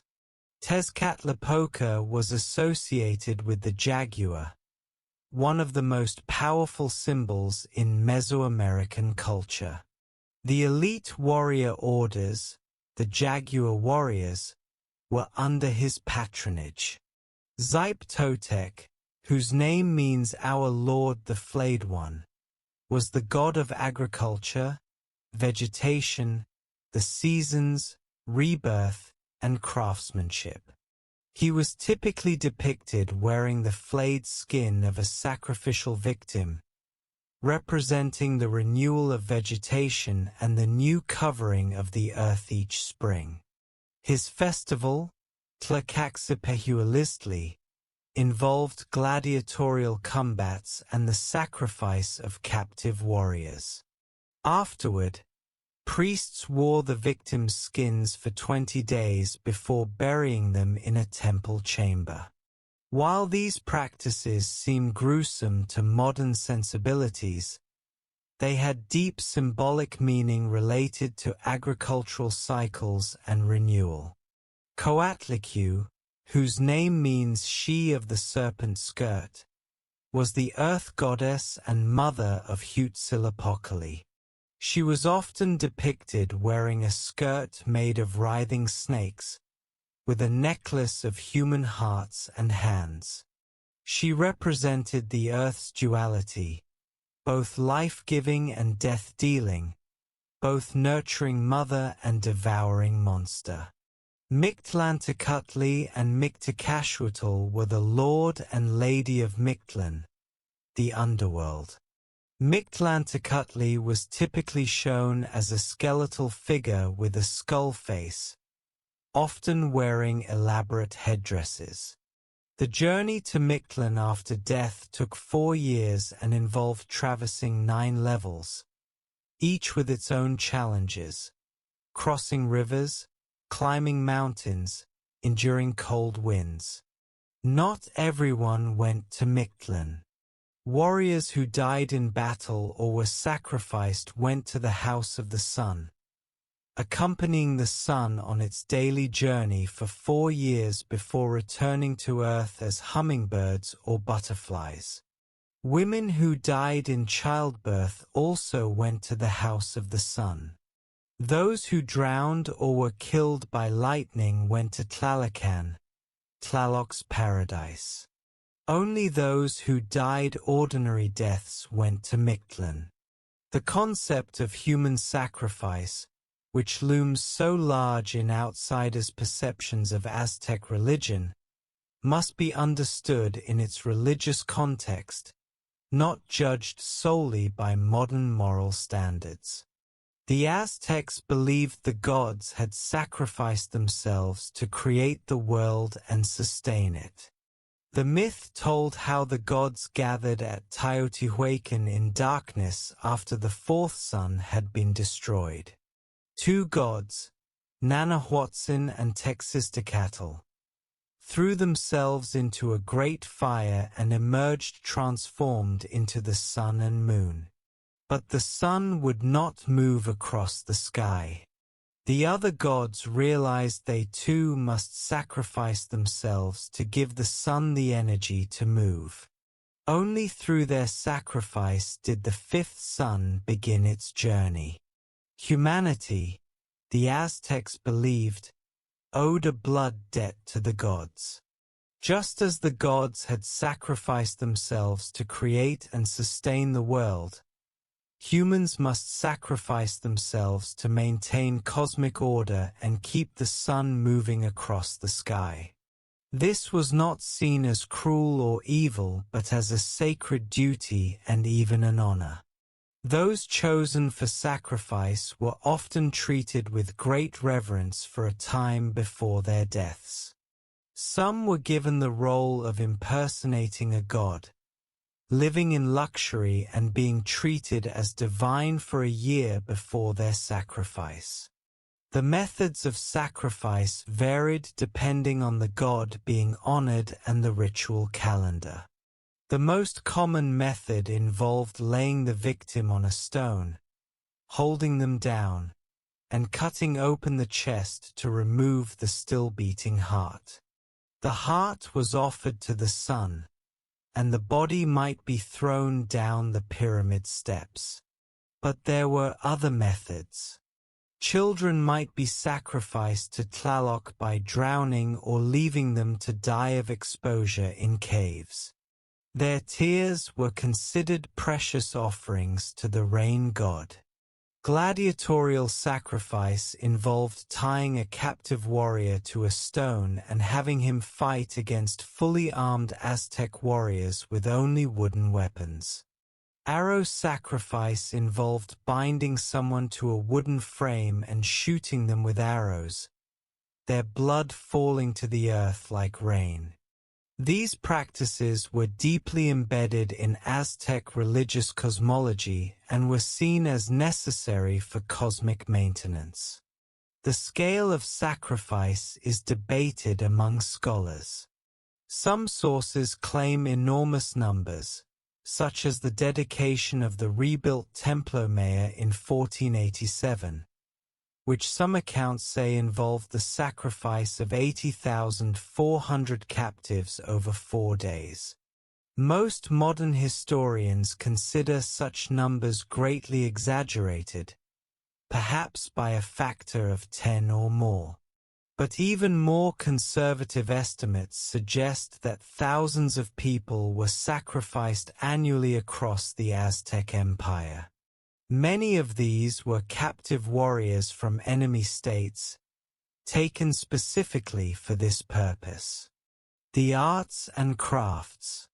Despite the stern religious requirements and military focus, or perhaps because of them, Aztec civilization produced art of remarkable beauty and sophistication.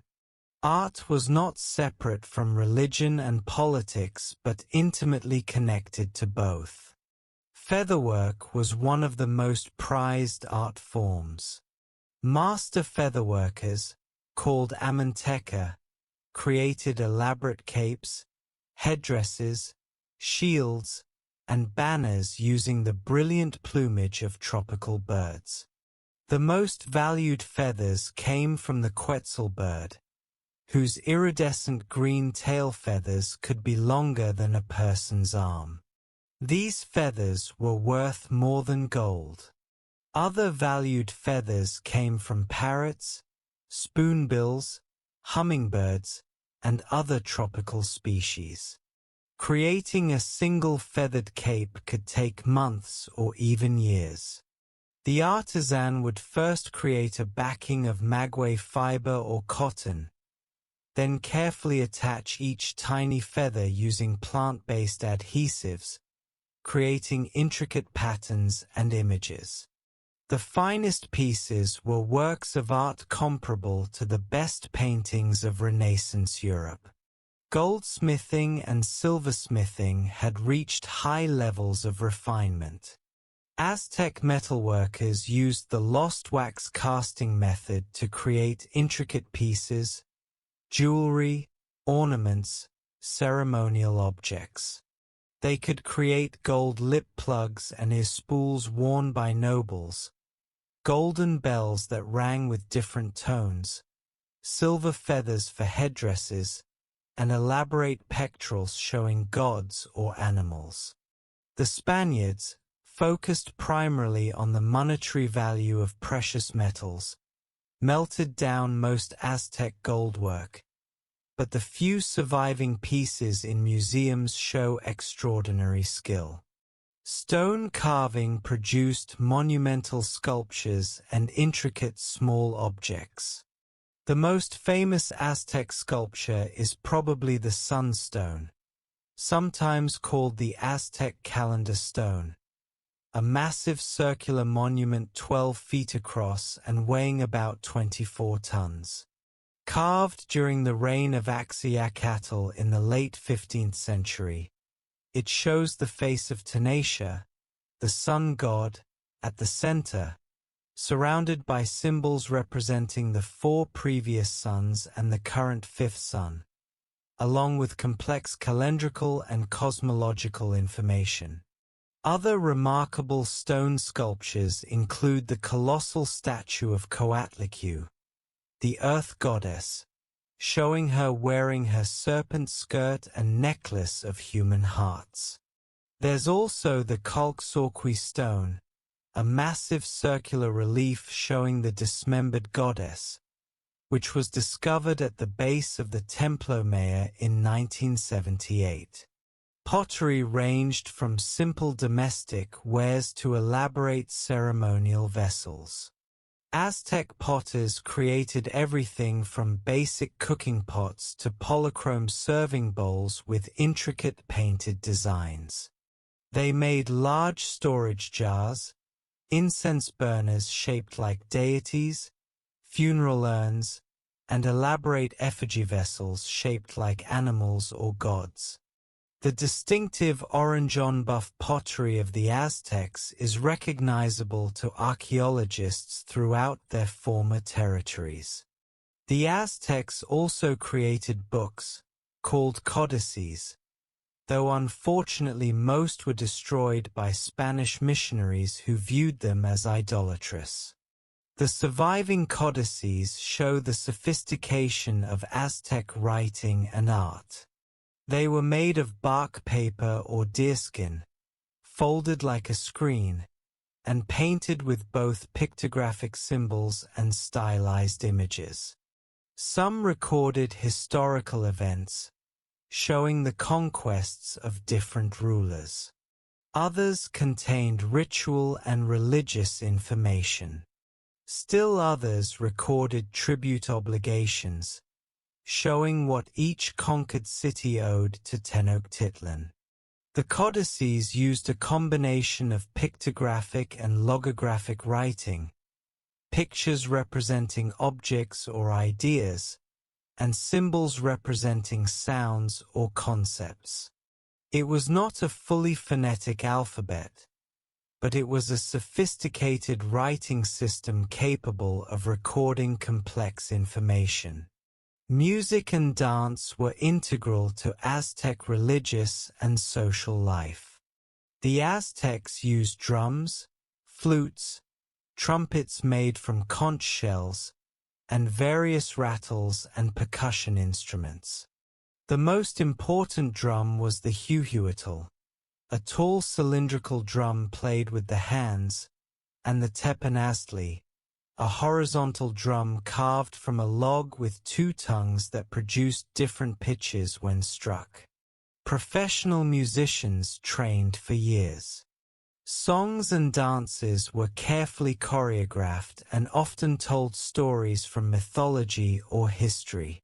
Every festival included music and dancing, with hundreds or even thousands of participants moving in synchronized patterns in the great plazas. Poetry was highly valued, especially among the nobility. Poets composed works about the transience of life, the glory of warfare, the beauty of flowers, and philosophical questions about meaning and death. The most famous Aztec poet was Nezahualcóyotl, the ruler of Texcoco, who composed beautiful meditations on mortality and the fleeting nature of earthly existence. One of his poems begins, "I love the song of the mockingbird, bird of 400 voices. I love the color of jade and the perfume of flowers, but what I love most is my brother, man." Family life and the role of women. The family was the fundamental unit of Aztec society, and family relationships were governed by clear expectations and strong moral codes. The Aztecs had a collection of traditional sayings called the Huhuetl, the words of the elders, which were memorized and passed down through generations. These sayings provided guidance for every stage of life, from birth to death, and covered everything from how to behave in front of superiors to how to raise children. Marriage was expected of everyone. Bachelorhood was viewed with suspicion, and women who remained unmarried were pitted. Marriages were typically arranged by families, often with the help of professional matchmakers who negotiated between households. The ideal marriage age was around 20 for men and 16 for women, though this varied. The wedding ceremony involved elaborate rituals spread over several days, including processions, feasting, and the tying together of the couple's cloaks to symbolize their union. Aztec men could have multiple wives, though polygyny was primarily practiced by nobles who could afford multiple households. Commoner men typically had one wife. The first wife had higher status than later wives, and children of the first wife had priority in inheritance. Men could divorce their wives for being barren, for failing to perform household duties, or for neglecting the household gods. Women could divorce their husbands for cruelty, failure to provide, or neglect. Women's roles in Aztec society were essential though often constrained. The home was considered woman's domain.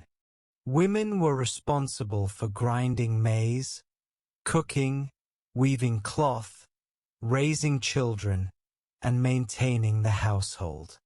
These were not considered menial tasks but vital skills that required training and expertise.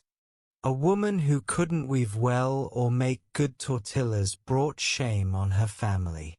Weaving was particularly important. From a young age, girls learned to spin thread from cotton or maguey fiber and to weave on backstrap looms. They created the cloth that became clothing, blankets, and many other necessities. Woven cloth served as currency and tribute, making weaving an economically vital skill. The finest weavers could create elaborate embroidered and brocaded fabrics that were highly valued. Childbirth was viewed as a form of battle, and women who died in childbirth were honored as warriors. They went to the Western Paradise, accompanying the sun on its journey from noon until sunset. Midwifery was a respected profession, and midwives were skilled in herbal medicines, massage, and other techniques to assist in birth and ensure the health of mother and child. While women were generally excluded from formal political and military roles, some women wielded significant influence. Noble women could inherit property and manage estates. Some noble women served as regents for young sons who inherited thrones. Women could be merchants, healers, midwives, and priestesses. The goddess Cihuacotl, whose name means snake woman, gave her name to a high political office, a kind of vice-emperor who managed day-to-day affairs while the Tlatoani was away at war. Children were greatly loved and valued in Aztec culture. The birth of a child was celebrated with elaborate rituals. A newborn was first bathed by the midwife, who made speeches welcoming the child to the world and warning of life's difficulties. The family held a naming ceremony, and the child's tonal pohuali birth date was consulted to determine their destiny and help choose an auspicious name. Children born on unlucky days might have their naming delayed to a more auspicious date. Young children were raised at home, learning their future roles through observation and practice. Boys learned their father's occupations: farming, crafts, fishing, or trading. Girls learned household skills from their mothers. Moral education was taken seriously. Parents told children traditional sayings about proper behavior, respect for elders, humility, and hard work. Discipline could be harsh. Children who misbehaved might be pricked with maguey thorns, forced to inhale irritating chilly smoke, or made to sleep on cold, damp ground. But these punishments were understood as teaching the self-discipline and obedience required for successful adulthood. At around age 15, children left home to attend school full-time. This transition marked entry into young adulthood. Parents performed ceremonies offering their children to the schools, sometimes bringing gifts to the teachers. The rigorous school years, with their physical hardships, demanding studies, and military training, prepared young people for their adult roles as citizens, warriors, priests, or leaders. Warfare and the Flower Wars. Warfare was central to Aztec society in ways that went beyond mere territorial expansion or political dominance. War provided captives for sacrifice, which the Aztecs viewed as necessary for maintaining cosmic order. War brought glory to individuals and their families. War was how commoners could advance socially through prowess and bravery. And war was how young men proved their manhood and fulfilled their obligations to the state and the gods. Military training began early. Even boys who attended commoner schools learned weapon skills, how to throw atlatl darts, how to wield the macuahuitl, a wooden club edged with obsidian blades, how to use slings, bows, and spears. They learned military formations, strategy, and the importance of capturing rather than killing enemies. At the elite Karmakak schools, noble boys received even more intensive military education from master warriors.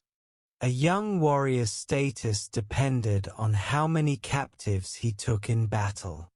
The first captive was the most important. It marked the transition to full warrior status.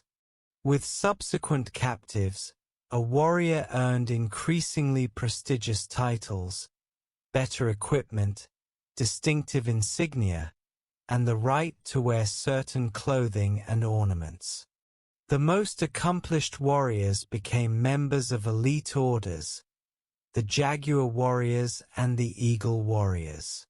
These warriors wore elaborate costumes resembling their namesake animals, and they served as special forces, royal guards, and military leaders. The Aztecs practiced a particular form of ritualized warfare called the Flower Wars, or Xochiayatl in Nahuatl. These were prearranged conflicts between the Aztec Empire and certain rival states, particularly Tlaxcala. The primary purpose was not territorial conquest but the mutual capturing of warriors for sacrifice. Both sides agreed in advance where and when battles would occur. Both sides sent their best warriors. The combat itself was fierce and genuine, but the goal was to capture enemies alive rather than kill them outright. The Flower Wars served multiple purposes. They provided sacrificial victims for both sides. They gave young warriors opportunities to prove themselves and capture enemies. They maintained military readiness during times of peace. And they satisfied the religious imperative to wage war and provide nourishment for the gods. The name Flower Wars might seem ironic given their violent nature, but in Aztec thinking, the flowers represented the warriors themselves, beautiful, precious, and destined to be cut down. In regular wars of conquest, the Aztecs typically followed a standard pattern. They would first send ambassadors to a targeted city-state, offering the opportunity to submit peacefully and pay tribute. If the city agreed, it was incorporated into the empire with minimal violence. If it refused, the Aztecs would attack. Before battle, priests performed rituals and divination to determine auspicious times. Warriors adorned themselves in their military regalia, with captains wearing elaborate feathered costumes and carrying decorated shields. Aztec warfare involved complex tactics. They used scouts to gather intelligence. They sometimes sent spies disguised as merchants into enemy territory to map defenses and identify weaknesses.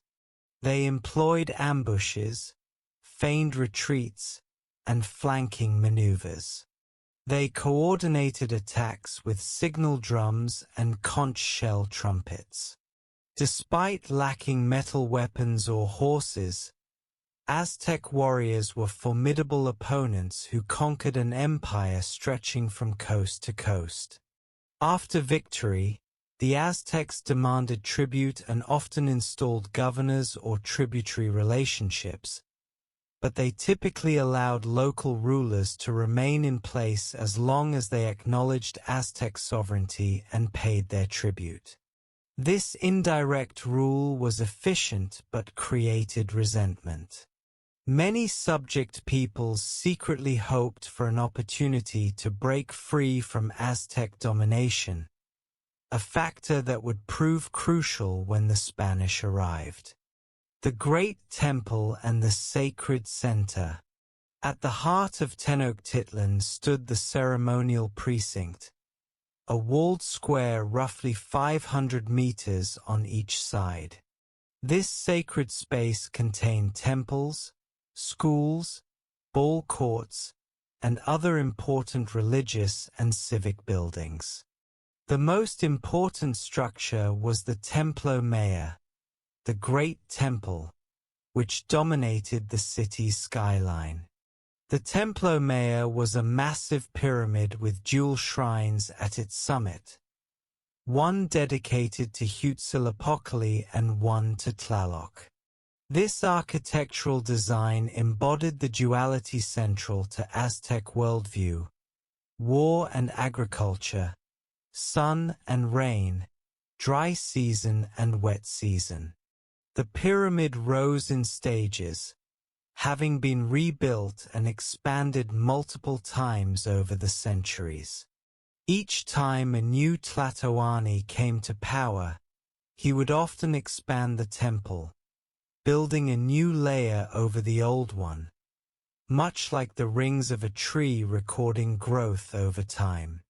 Climbing the steep steps of the Templo Mayor, 116 steps in the temple's final form, would have been an awe-inspiring and exhausting experience. The steps were painted in bright colors: red, white, blue, and decorated with carvings and sculptures. At certain times, blood from sacrifices would flow down these steps, a visceral reminder of the temple's sacred purpose. At the summit, the dual shrines faced westward, toward the setting sun.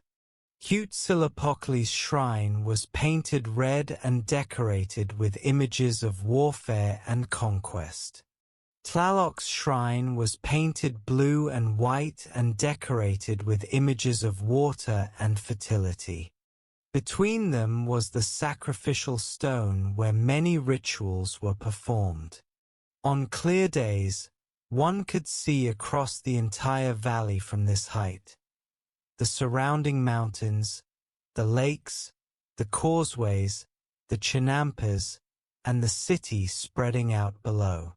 The ceremonial precinct contained many other important structures. There was the round temple of Ehecatl-Quetzalcoatl, god of wind. Its circular design was said to allow winds to flow around it without obstruction. There was the temple of Tezcatlipoca with its distinctive black and white striping. There was the ball court where the sacred ball game was played. This game, which had ancient origins predating the Aztecs by centuries, had deep religious significance.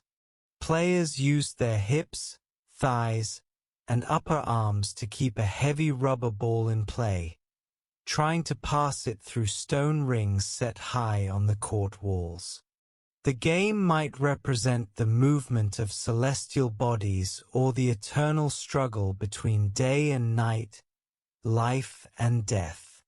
Also within the sacred precinct was the Tzompantli, the skull rack. This was a large wooden rack on which the skulls of sacrificial victims were displayed. Spanish accounts describe these racks holding thousands of skulls, arranged in neat rows. While these accounts might exaggerate the numbers, archaeological evidence confirms that such skull racks existed and were indeed substantial. To modern sensibilities, this seems macabre, but in the Aztec worldview, these skulls honored those who had fulfilled the highest purpose, nourishing the gods and maintaining cosmic order. The ceremonial precinct was not just for religious purposes. It was also a political and social center. Great ceremonies and festivals brought together people from throughout the city and beyond. Ambassadors from subject states came to pay tribute. Foreign dignitaries witnessed the empire's power and splendor. Public punishments were carried out here. Victory celebrations after military campaigns featured processions of captives who would later be sacrificed. The precinct was where the empire displayed its wealth, power, and piety to its own people and to the world. Medicine and healing. The Aztecs possessed sophisticated medical knowledge, combining practical treatments with religious and magical elements. Disease was understood as having both natural and supernatural causes. Sometimes it resulted from physical factors like diet or injury, but it could also come from witchcraft, divine punishment, or spiritual imbalance. Aztec doctors, called Tisitl, trained for years under master physicians. They learned to identify hundreds of medicinal plants and understand their properties and proper uses. The Aztecs had botanical gardens where they cultivated medicinal plants, including gardens maintained at the royal palaces specifically for this purpose. Common treatments included herbal remedies. The Aztecs used plants like passionflower as a sedative, used morning glory seeds for pain relief. They contain compounds similar to LSD, and employed numerous plants for digestive issues, fevers, and infections. They used poultices made from crushed plants applied to wounds. They practiced bloodletting as a treatment for various ailments. They set broken bones and could perform some surgical procedures, including trepanation, drilling holes in the skull to relieve pressure or treat head injuries. Midwives were especially skilled practitioners. They knew herbal medicines to ease childbirth, techniques for repositioning breached babies, and treatments for various pregnancy complications. They performed massage and used sweat baths, temazcal, for both therapeutic and ritual purposes. The temazcal was a small stone structure heated by fire, functioning much like a sauna.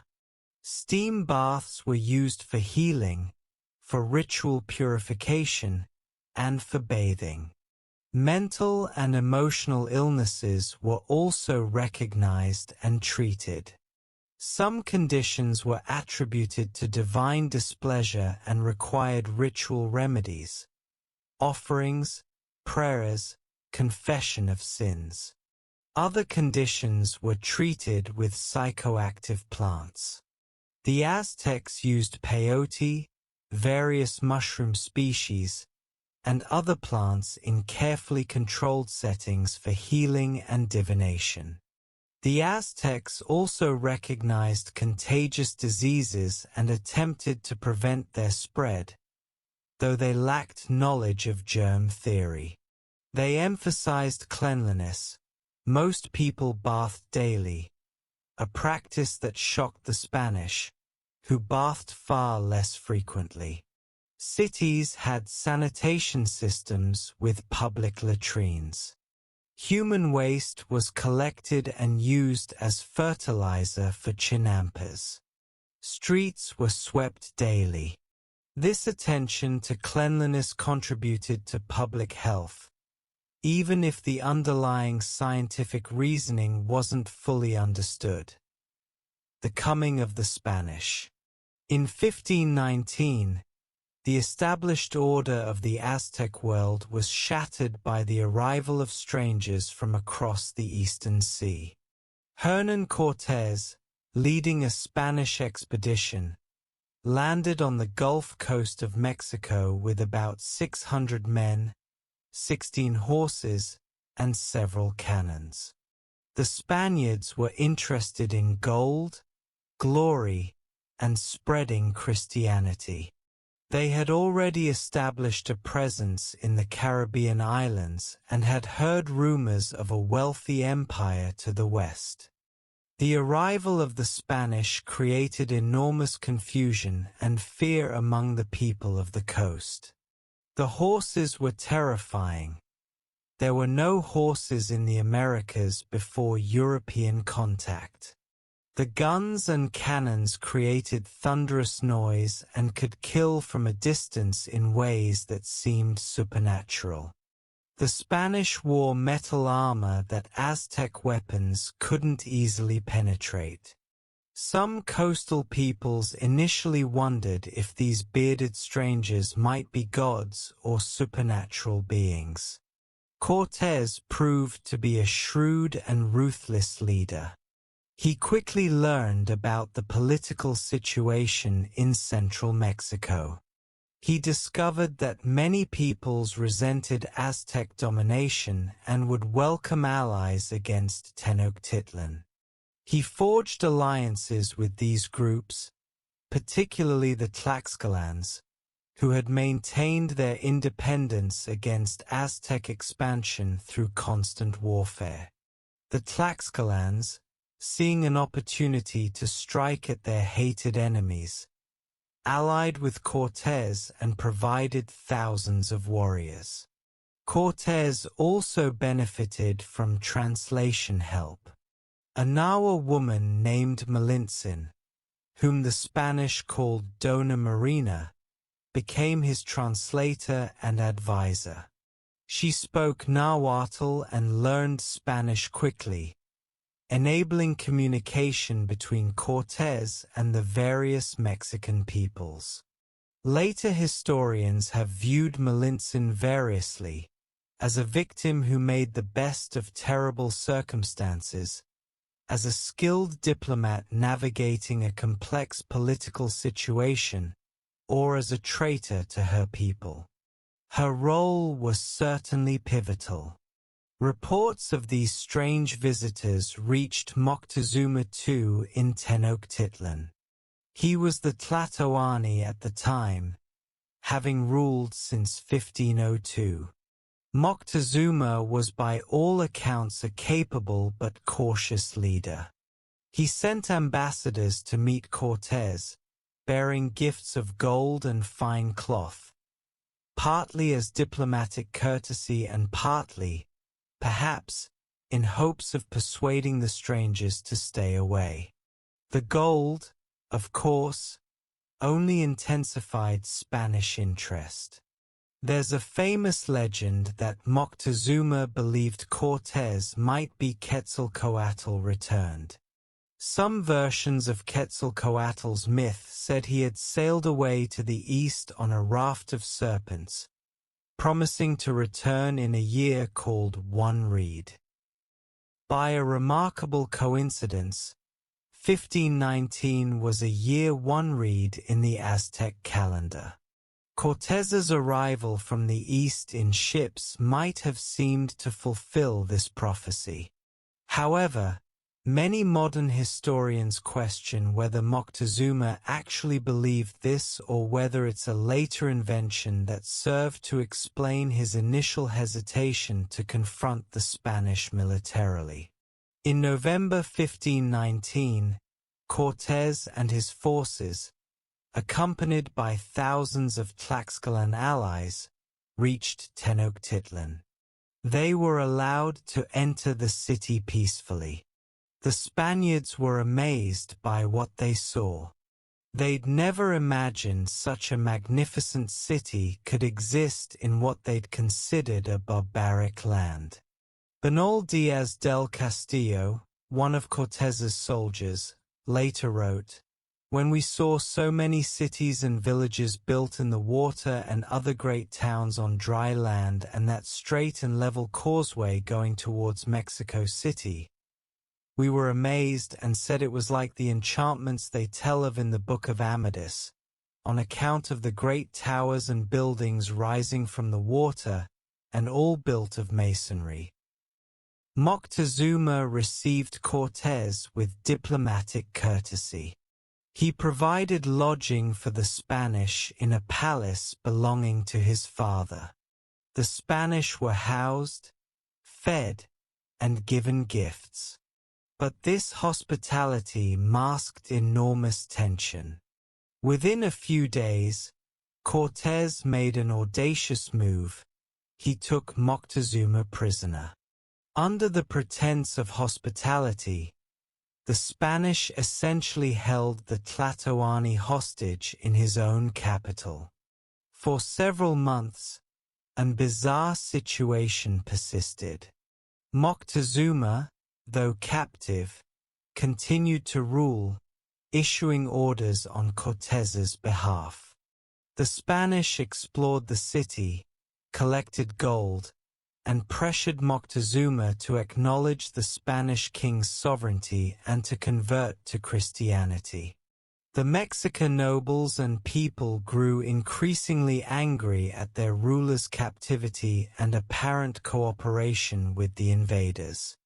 In April 1520, Cortez had to leave Tenochtitlan to deal with a rival Spanish expedition that had arrived on the coast. He left Pedro de Alvarado in charge. During Cortez's absence, a major festival was being celebrated in Tenochtitlan, the Festival of Toxcatl, honoring Tezcatlipoca. A large number of unarmed Mexican nobles and warriors gathered in the temple courtyard for ceremonial dances. Alvarado, perhaps fearing an uprising or possibly motivated by greed to seize the gold jewelry the dancers wore, ordered his men to attack. In what became known as the Massacre in the Great Temple, the Spanish and their allies slaughtered hundreds of unarmed people. This massacre ended any possibility of peaceful resolution. The city erupted in rage. When Cortez returned, he found himself besieged. The Spanish were trapped in their quarters, under constant attack. In desperation, Cortez brought Moctezuma to a palace rooftop to try to calm the people. But the Mexica were beyond listening to their captive ruler. Someone threw a stone.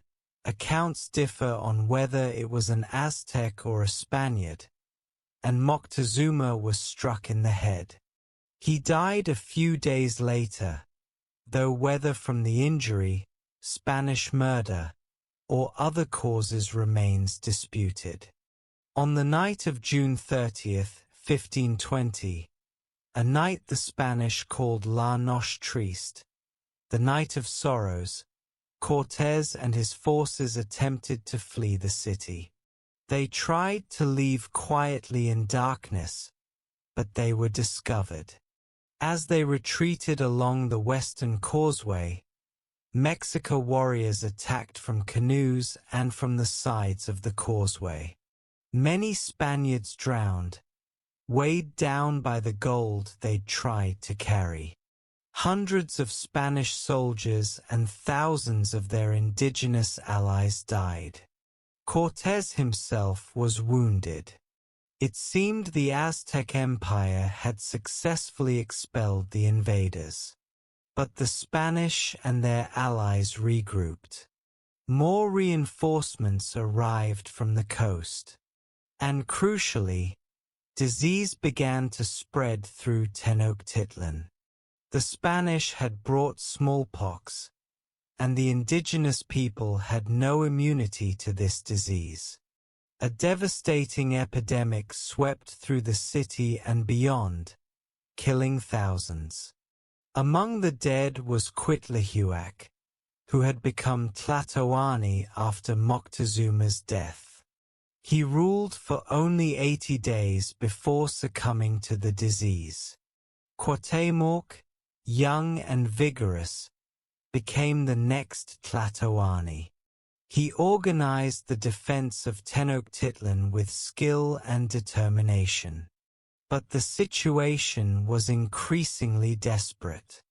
Cortés, with his Spanish forces and many thousands of indigenous allies from Tlaxcala and other states who saw opportunity in the Aztecs' weakness, laid siege to the city. They built boats to control the lake and cut off the causeways. They systematically destroyed the city, building by building. They cut off food and water supplies.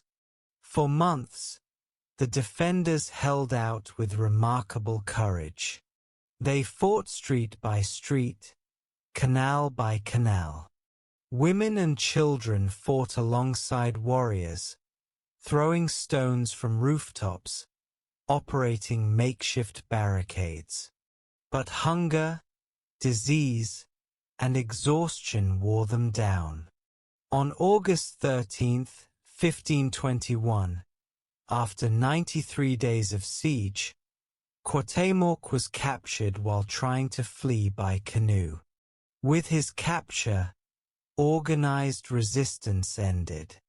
The Spanish razed much of Tenochtitlan, filling in canals and destroying temples. They built Mexico City on the ruins, using the stones from Aztec buildings for their colonial structures. The Templo Mayor was destroyed, and a Christian cathedral was built nearby. The causeway system remained, eventually becoming major streets in the colonial and modern city. The aftermath and legacy. The fall of Tenochtitlan didn't mean the immediate end of Aztec culture or people. The Spanish colonial system actually relied heavily on existing Aztec administrative structures. Local nobles continued to rule as intermediaries, collecting tribute and organizing labor, now for Spanish rather than Aztec overlords. Many Aztec institutions persisted in modified forms. But enormous changes came. The Spanish imposed their language, their religion, and their legal systems. They divided the land into encomiendas, grants that gave Spanish colonists the right to indigenous labor. They built churches, often directly on the sites of demolished temples, in a deliberate policy of religious replacement.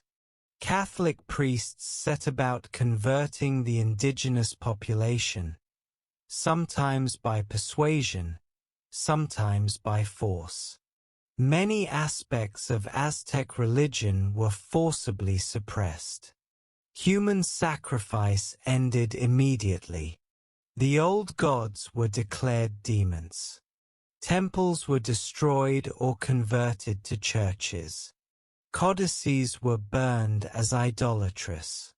Many traditional practices were driven underground or merged with Catholic elements in a process called syncretism. Disease continued to devastate the indigenous population. Smallpox was followed by waves of measles, typhus, and other Old World diseases. The population of central Mexico, which may have been around 15 to 20 million before contact, collapsed to perhaps 1 million or less by the early 17th century. This demographic catastrophe disrupted all aspects of society. Yet much of Aztec culture persisted, adapted, and merged with Spanish elements to create the distinctive culture of Mexico. The Nahuatl language is still spoken by over 1.5 million people today. Many Mexican food traditions, tortillas, tamales, chocolate, chili peppers, come directly from Aztec cuisine.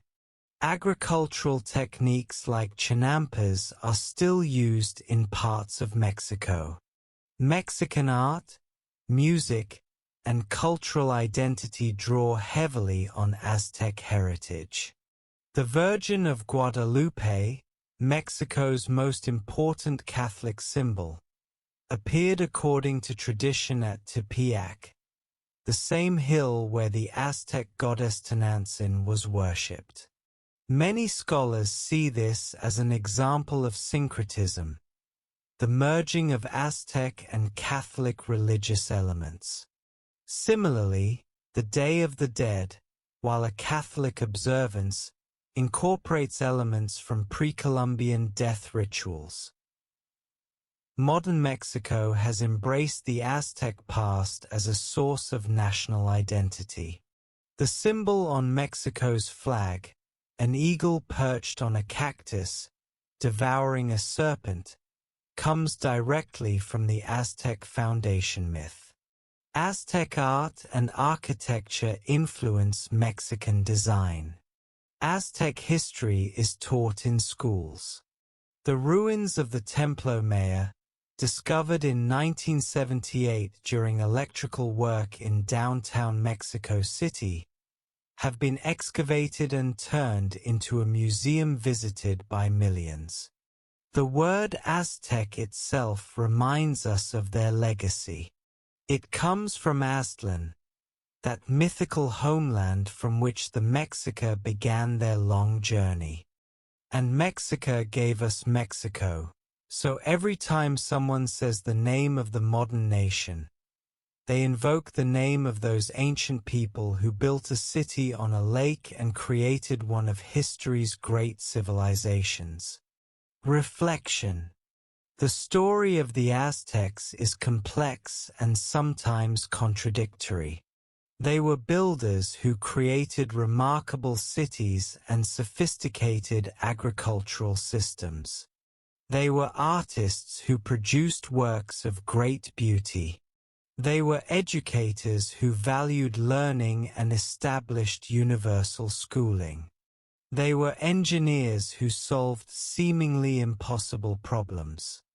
They were warriors who built an empire. They practiced human sacrifice on a scale that troubles modern sensibilities.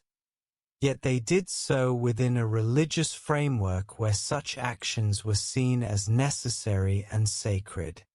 We cannot understand the Aztecs simply by judging them against modern values. We must try to see them in their own context, understanding their worldview while recognizing our own perspective. They lived in a different time with different assumptions about the nature of the universe, the relationship between humans and gods, and the obligations of civilized society. What we can appreciate without reservation is their remarkable achievements. In just 2 centuries, they transformed from wandering refugees to rulers of an empire stretching from ocean to ocean. They turned a swampy lake island into one of the world's largest cities.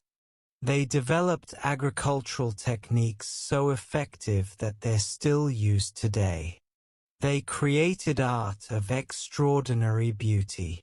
They built monuments that inspire awe. They developed a complex calendar and writing system. They established schools for all children, regardless of class. They created a functioning empire that integrated diverse peoples and regions. The Aztecs were people, mothers grinding maize before dawn, fathers tending chinampas, children learning to weave or fight, merchants traveling dangerous roads, priests studying the stars, artisans creating beautiful objects, warriors seeking glory, rulers making difficult decisions. They laughed and cried, loved and feared, hoped and dreamed, just as all people do. Their civilization was cut short by conquest and disease, but their legacy endures. Every time we eat chocolate or tomatoes, crops they cultivated, we taste Aztec heritage. When we see Mexican art or hear Nahuatl words that entered Spanish and English, we encounter echoes of their culture. The millions of people today who identify as indigenous Mexicans, many speaking Nahuatl, are the Aztecs' direct descendants, carrying forward traditions that stretch back centuries. The ruins of Tenochtitlan lie beneath Mexico City. Walk down certain streets, and you're walking where Aztec emperors once walked. Visit the Templo Maya Museum, and you can see the very stones where rituals once took place. The past is not truly past. It lives in the present, in the people, the culture, the language, the food, and the deep memory of a civilization. Closing. Our journey through Aztec history has been a long one, traveling from the mythical homeland of Aztlan through the Great Migration, the founding of Tenochtitlan, the rise of empire, the complexities of daily life, the profound religious beliefs, and finally the tragic conquest. We've walked through markets and schools, climbed pyramids, observed festivals, learned about gods and kings, warriors and farmers, children and elders. The Aztecs remind us that history is not just about dates and battles, but about people living their lives, working, playing, worshipping, learning, creating. They remind us that different cultures have different ways of understanding the world, and that we can learn from trying to understand these different perspectives. They remind us that civilizations can rise to great heights of achievement, and that nothing, no matter how powerful, lasts forever.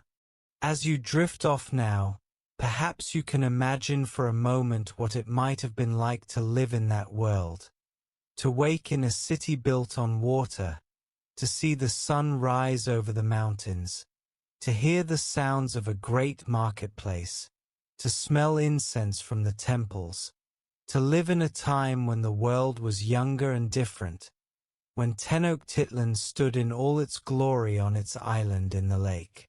Thank you for joining me on this journey into the past. If you found this exploration peaceful and educational, please consider subscribing for more calm historical journeys. Until next time, sleep well, and let your dreams carry you to interesting places and times.